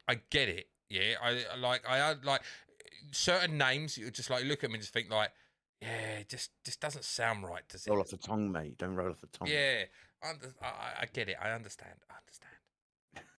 Martin Sheen regrets changing his name from Ramon. Star is happy that he was able to convince his son to not. Oh, so he convinced Emilio to not change his name. Oh, so he said, no, mate, don't do it. So obviously Charlie must be the older brother then. Yeah, I would say so, yeah. Carmen Electra is Tara Lee Patrick. 61. No, Bruno Charlie's Mars. younger. He's 58 and Emilio's 61. Oh, shit. I wouldn't have thought that. But I suppose Emilio always looks young. It's Gordon Bombay, isn't he? Bombay. Right. Sorry, we've sort of gone digressed on to into fucking something completely fucking different. Nicolas Cage is Nicholas Kim Coppola. Yeah, he's related to Francis Ford Coppola, isn't he? Yeah, that's it. Yeah, is the name of his uncle. Which, why would you not keep that fucking name unless you're worried that you're going that like your like your name is what's going to get you roles, not your actual ability. Which at the end of the day, it makes no difference because Francis just phone him and go, yeah, my nephew's coming in. His name's Nicolas Cage because the tit won't take my name, so just give him the role anyway. Like, yeah, it's still you're still gonna get like. Once people know that you're related to Francis Ford Coppola, you're like legendary director. You're like, okay, yeah, cool. I did not know that Prince Harry's real name was Henry Charles Albert David. And not one of them names I would want. No. It's like they just put everyone's name together. Fuck, could you be any more of it? Like, yeah. Okay, right. Anyway, sorry, we digress. Moving on. He's got a quiz to give me. I got a fucking quiz. Right, now, so we're going to go into the unprepared, unfiltered, although it is prepared. This week is the prepared, unfiltered, over-prepared, unfiltered idiot game. Yeah. He's the idiot, by the way. I am. Hopefully. No. Right, and the reason why, so I actually did 7 questions, and the reason I did 7 questions, well, they're 5, is because they are all based on video game adaptations. Okay. But because I wasn't sure what we would talk about, I don't know if we would have said some of the answers within our discussion, so I had to make more questions. Otherwise, you would have just gone, well, we spoke about this, we spoke about this, we spoke about this, we spoke about this. So, like, I will give you 2 that the answer has already actually been given out. So, thank fuck for that. And you can just see if you get them. So, first of all, Resident Evil released its live-action movie in 2002. However, the game didn't contain either of the original game's protagonists, Chris Redfield, Jill Valentine. Instead, Mila Jovovich starred in the lead role as a completely new character. What was her name? Alice. Cool, we spoke about earlier. The other one is 1986 video game Rampage got the Hollywood treatment in 2018 in a movie starring Dwayne "The Rock" Johnson. But what was the name of his albino gorilla pal? George. Okay, so they're the 2 thingy questions. Now we're going to get into it. Okay, right. So, here, you ready for the quiz? Okay. Yeah, Question 1. Ready. We all know that Jean-Claude Van Damme... I wrote all these, by the way. I didn't find these from somewhere. I wrote all these. So this is a dedication. I wrote all mine. Yeah, but mine are better. You gave me a load of shit about doing it. Right. We all know Jean-Claude Van Damme played Colonel William F. Guile in the Street Fighter 1996 live-action movie. But who played his trusty lieutenant, Cammy White? Oh, it was Kylie Minogue. It was Kylie Minogue. Okay. Hitman has had not 1 but 2 attempts at the big screen. The first in 2007, simply called Hitman, and then again with the reboot in 2015, Hitman Agent 47. Can you name either of the actors who played Agent 47? I do know. I'm just trying to remember the name. I know. I think it's the newer one that I know. He's a really famous actor. Why can't I think of his name? Well, loads of things. He's in loads of things. I can't think of his fucking name. Think. I like when you can see him. Think. And like you're just bear in tartan trousers. Think bear in tartan trousers.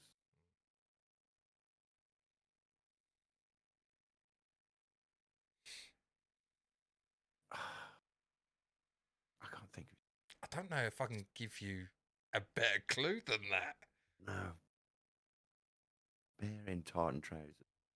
I'm thinking like Scottish grizzly. It's a cartoon. It's a cartoon.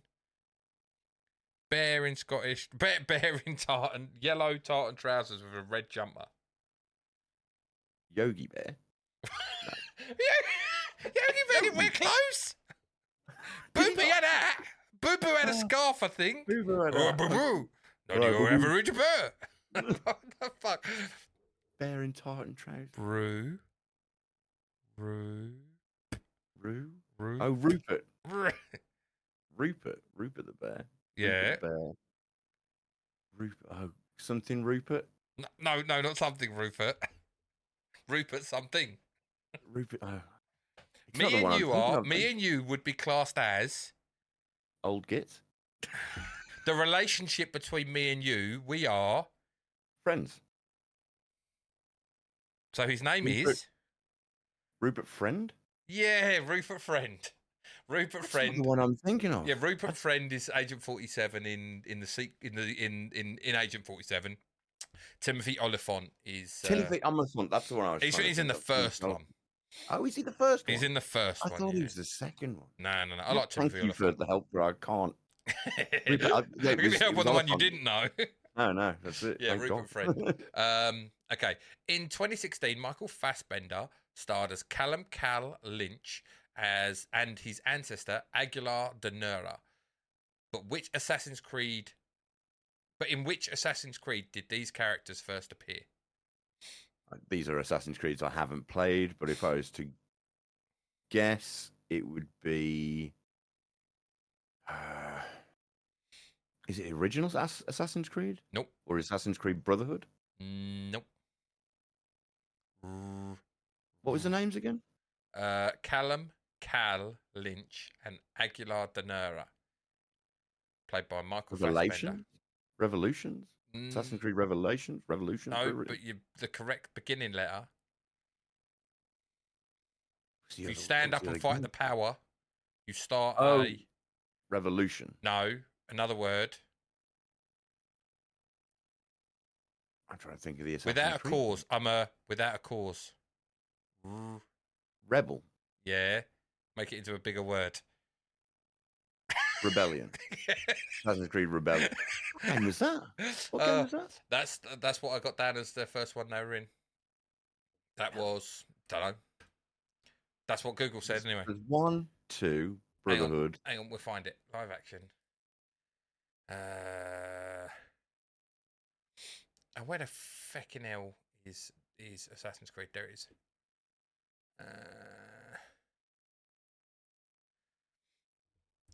He's part of the Brotherhood. Aguilar de Nura is accepted into the Assassin Brotherhood. Yeah.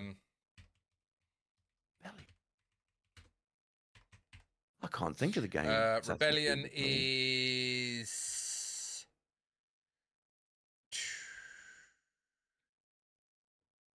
Oh wow.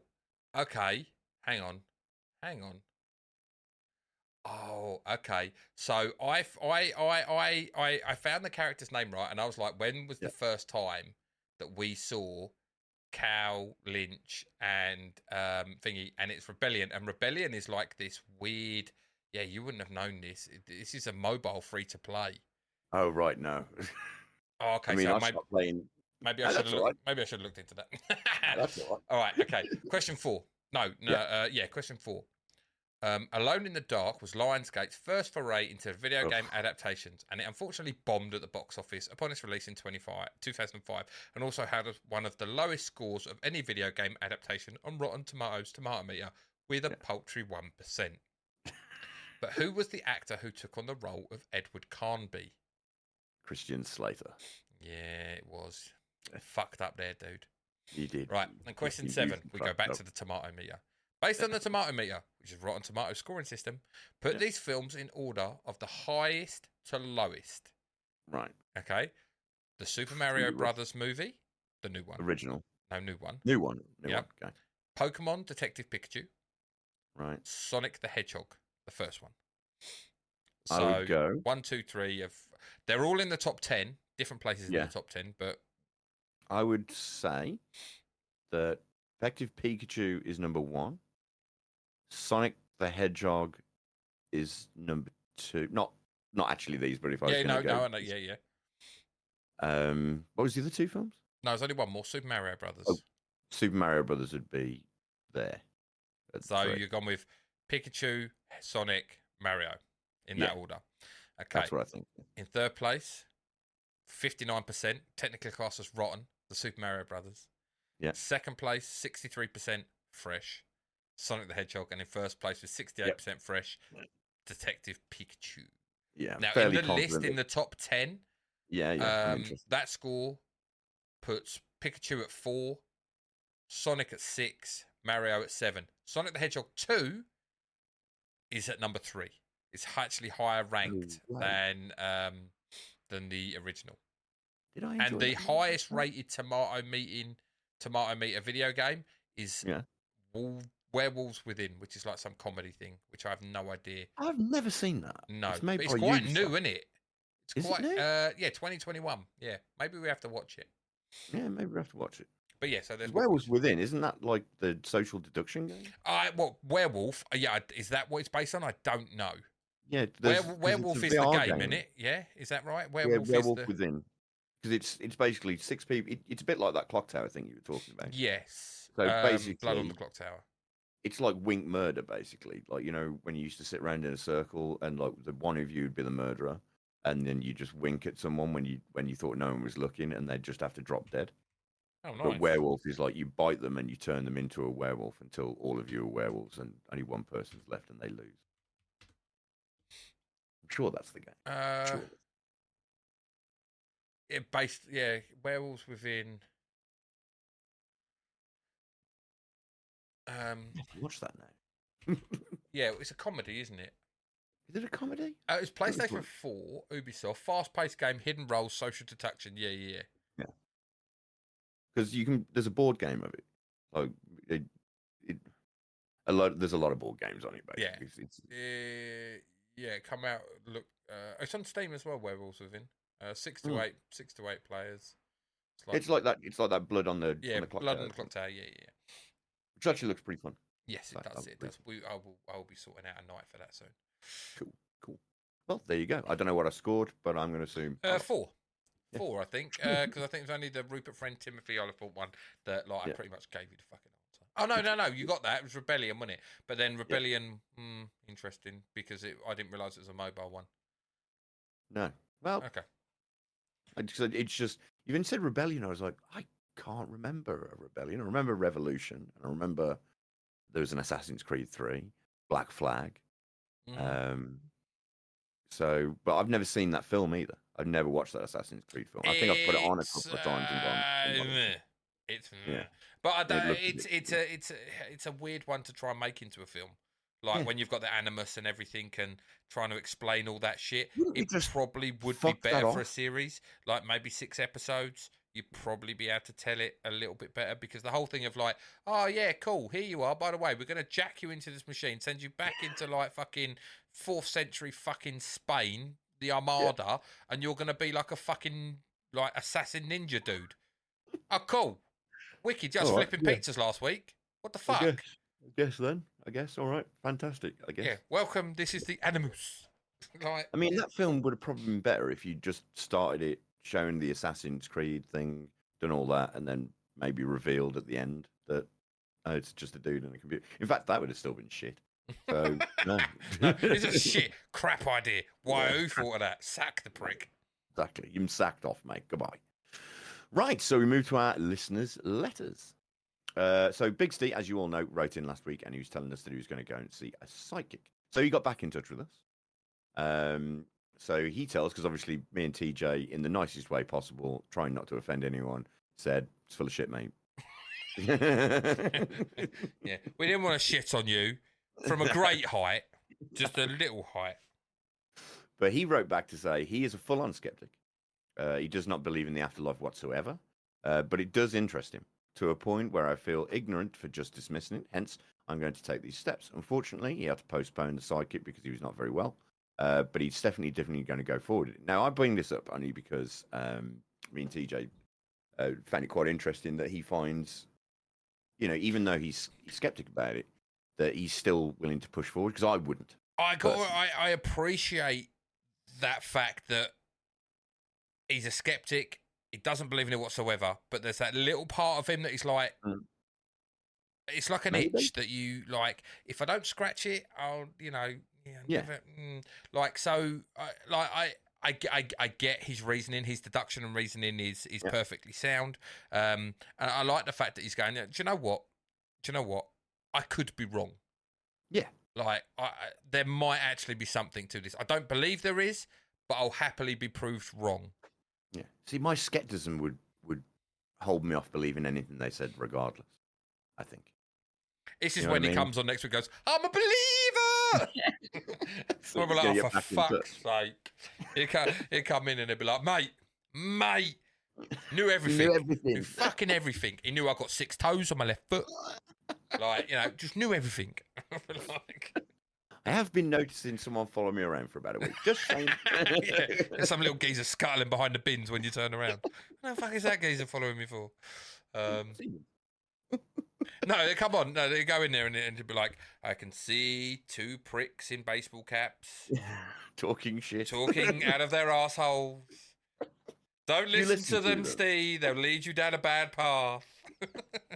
Anyway, if you want to know more, just another 30 quid. Yeah, so. yeah. Well, time is running out. If you wouldn't mind just popping your card on the touchpad over there, please. Top up. Just tap that. Just tap that. And of course, this is only one of 12 sessions. To really get into it, we've got to we're going and that's just this week. 12 sessions this week. That's we've got the rest of the year planned out for you. The spirits are talking, but they're not very clear. If you just deposit another £15 onto this, I'm sure it'll clear up any second. And then starts going, I'm getting a Mom, Malcolm, Mischief. Mom. There we go. She's. We'll start with that. We go ambassador, and Stacey's like, no. Yeah. Yeah, that's it. That's the one. That's what I'm after. Mom. That's it. Yes. Oh yeah, like I say, like I give you credit, Steve, for trying to like be like. Open-minded. Oh yeah, open-minded, and actually putting your thoughts and feelings to one side to actually find out if there might be something that is not something. Well, yeah, something that you're missing in terms of like not believing in it. I would have a hard time handing over the money. That's my thing. It's just like I'm so skeptical about it that I'm just like I don't even want to give you money. Like and I'm not gonna lie, I'll be 100% honest. I'm fucking scared that I might be gullible enough to believe it. Yeah, that'd be the worry. And I come out and I go, I'm a believer. Like, I'm taking the piss out of Steve. Here's fucking me. I'm gonna be preaching fucking everything. Like come on next week and I'll be like, no, Jay, you don't understand, Jay. You've got to go and see for yourself. Pretty sure your mum's got a message for you. Yeah, fuck, like you're a dick. Yes, that sounds like something my mum would say. 100%, bang on the fucking money. But yeah, good luck to you, Steve. Yeah, good luck, mate. I mean, and let us know if any opinions are changed or if any opinions are more solidified. Like if your original opinion is more solidified or if your opinions wavers a little bit. Yeah. Because, I mean, I will piss myself if you jump into one of the streams and tell us that, no, he did actually go, I'm getting a... Fucking hell. You had a pet once. And it had fur. And it was... dog cow. Chinchilla. Fucking chinchilla. Fucking hell. Running through. And its name was Woof. It did woof. It said woof. It said woof. Oh dear. Anyway. So there you go, guys. That is our stream. That was our podcast for this week. Obviously, I'm not going to be here next week because I'm over in the Big Smoke. I'm in the Big Smoke doing a kamikaze. What are you doing? Fucking like what are you doing? Fucking hell. I'm doing a chameleon. That's what I'm doing. No, I'm going to. You're going to chain up a rent boy to your radiator? Don't tell everybody. I'm sure that's what he did, wasn't it? Allegedly? I don't think it was allegedly. I think it's proven. Comma. Oh, there can be the police. How did he fucking get away with that? Money, mate. Like, really? Like, when you think of all these people that did all these heinous shit and, like, he fucking kidnapped a rent boy and, like... Yeah, it's fine. It's cool. No, I paid for it, and look, it's not illegal because there's a camera. I'm recording it. This is Oh, yeah. It's a documentary. How long can I keep this young red boy trained up for? Yes, that's the movie. Yes, it'll be coming out in your cinemas. I'm sure that's how Human Centipede started. Oh, don't make it. Fuck, I never watched the sequel. Honestly, the first one put me off so much. I was like, I'm not watching the sequel. The film is just inherently terrible, so that's why I didn't watch the second one. Because I was just like, "Are you?" It has the funniest thing ever when old fucking Dr. Knobjockey is fucking standing there and he's like, yeah, and the one guy realizes he needs a shit and he's got a shit in the other guy's mouth, and he's like, he turns around and goes, yes, feed him, and I'm like, oh my god, no. Isn't he like, I'm sorry, I'm so sorry. Then the other guy's like, you could have removed my taste bud, you bastard. Mate, there's a great Key and Peele sketch where this bloke is sitting there and he's on a date with the woman. They're out having lunch at a restaurant, sitting outside, a la carte and all that jazz. Yeah. And he's sitting there. The girl gets up and goes, I'll just go to the bathroom. And as she goes to the bathroom, guy comes, like, so it's, one of them, Key. Key is sitting in the thing. Peel comes up behind him, closes his eyes and goes, guess who? And it's like, oh, fuck no. He goes, yeah, we were in the Human Centipede together. Don't you remember? Like, you were at the end. I was in the... No, what was it? I was in the middle. You were in the end. And it's like, fucking go away. And then this another bloke turns up and goes, hey, look at you. You were in the front of the Human Centipede. And he's like, oh, fuck off. I don't know what's his name. It's like, no, I was just fucking eating shit. Like, fucking, what's his name? It's so fucking funny. It's like, why you don't remember? You want to be like, we were the gang with the three of us, you know? And he's like, fuck off, leave me alone. Like, no, I'm just fucking eating shit all the time. Fuck off, leave me alone. It was a fucking great sketch. I love them too. They're fucking great. They are fucking hilarious. They really do make me laugh. And he became such a fucking good filmmaker. Oh, he's brilliant. And he's married to the girl who who's in Brooklyn Nine-Nine. The police chief secretary. Shit. Gina. Yeah. He's married to her. Oh, I didn't know that. Mm-hmm. Not know. Learn something new every day. Yeah, you do. Right. That being said, it is the end of the show. Obviously, as you all know by now, surely, you can find us on Twitter, on Instagram. You can see me and TJ over on Twitch doing Twitch things, playing video games badly, talking shit, making jokes, all that jazz. You can find TJ on Monday, Wednesday, and Friday. Let's say Thursday. Nope. You can find me on Tuesday and Thursday, and sometimes on the weekend. I'm fucking it up. I know. It's late. I want to sleep. But yes, so that is the end of it, kids. Do go and check us out. Don't forget to give us a like, give us a share, give us a follow, whatever else jazz that you have to do on the interwebs. And we'll see you. You sound so old right now. I am so old. That's why. I just feel my brain melting away, mate. That's the problem. Oh dear. It's all just working its way into my stomach where it's being devoured by my own self. I'm becoming an Ouroboros. I'm eating my own tail. Ouroboros. Right, guys. So I'll be back. Me and TJ are, of course, going to go and find some dog excrement and throw it towards Jada Pinkett Smith because she deserves it. Okay. I was wondering where you're going then. I'll just, we can do that. We can do that. So we'll see you all later, kids. Bye-bye. Bye.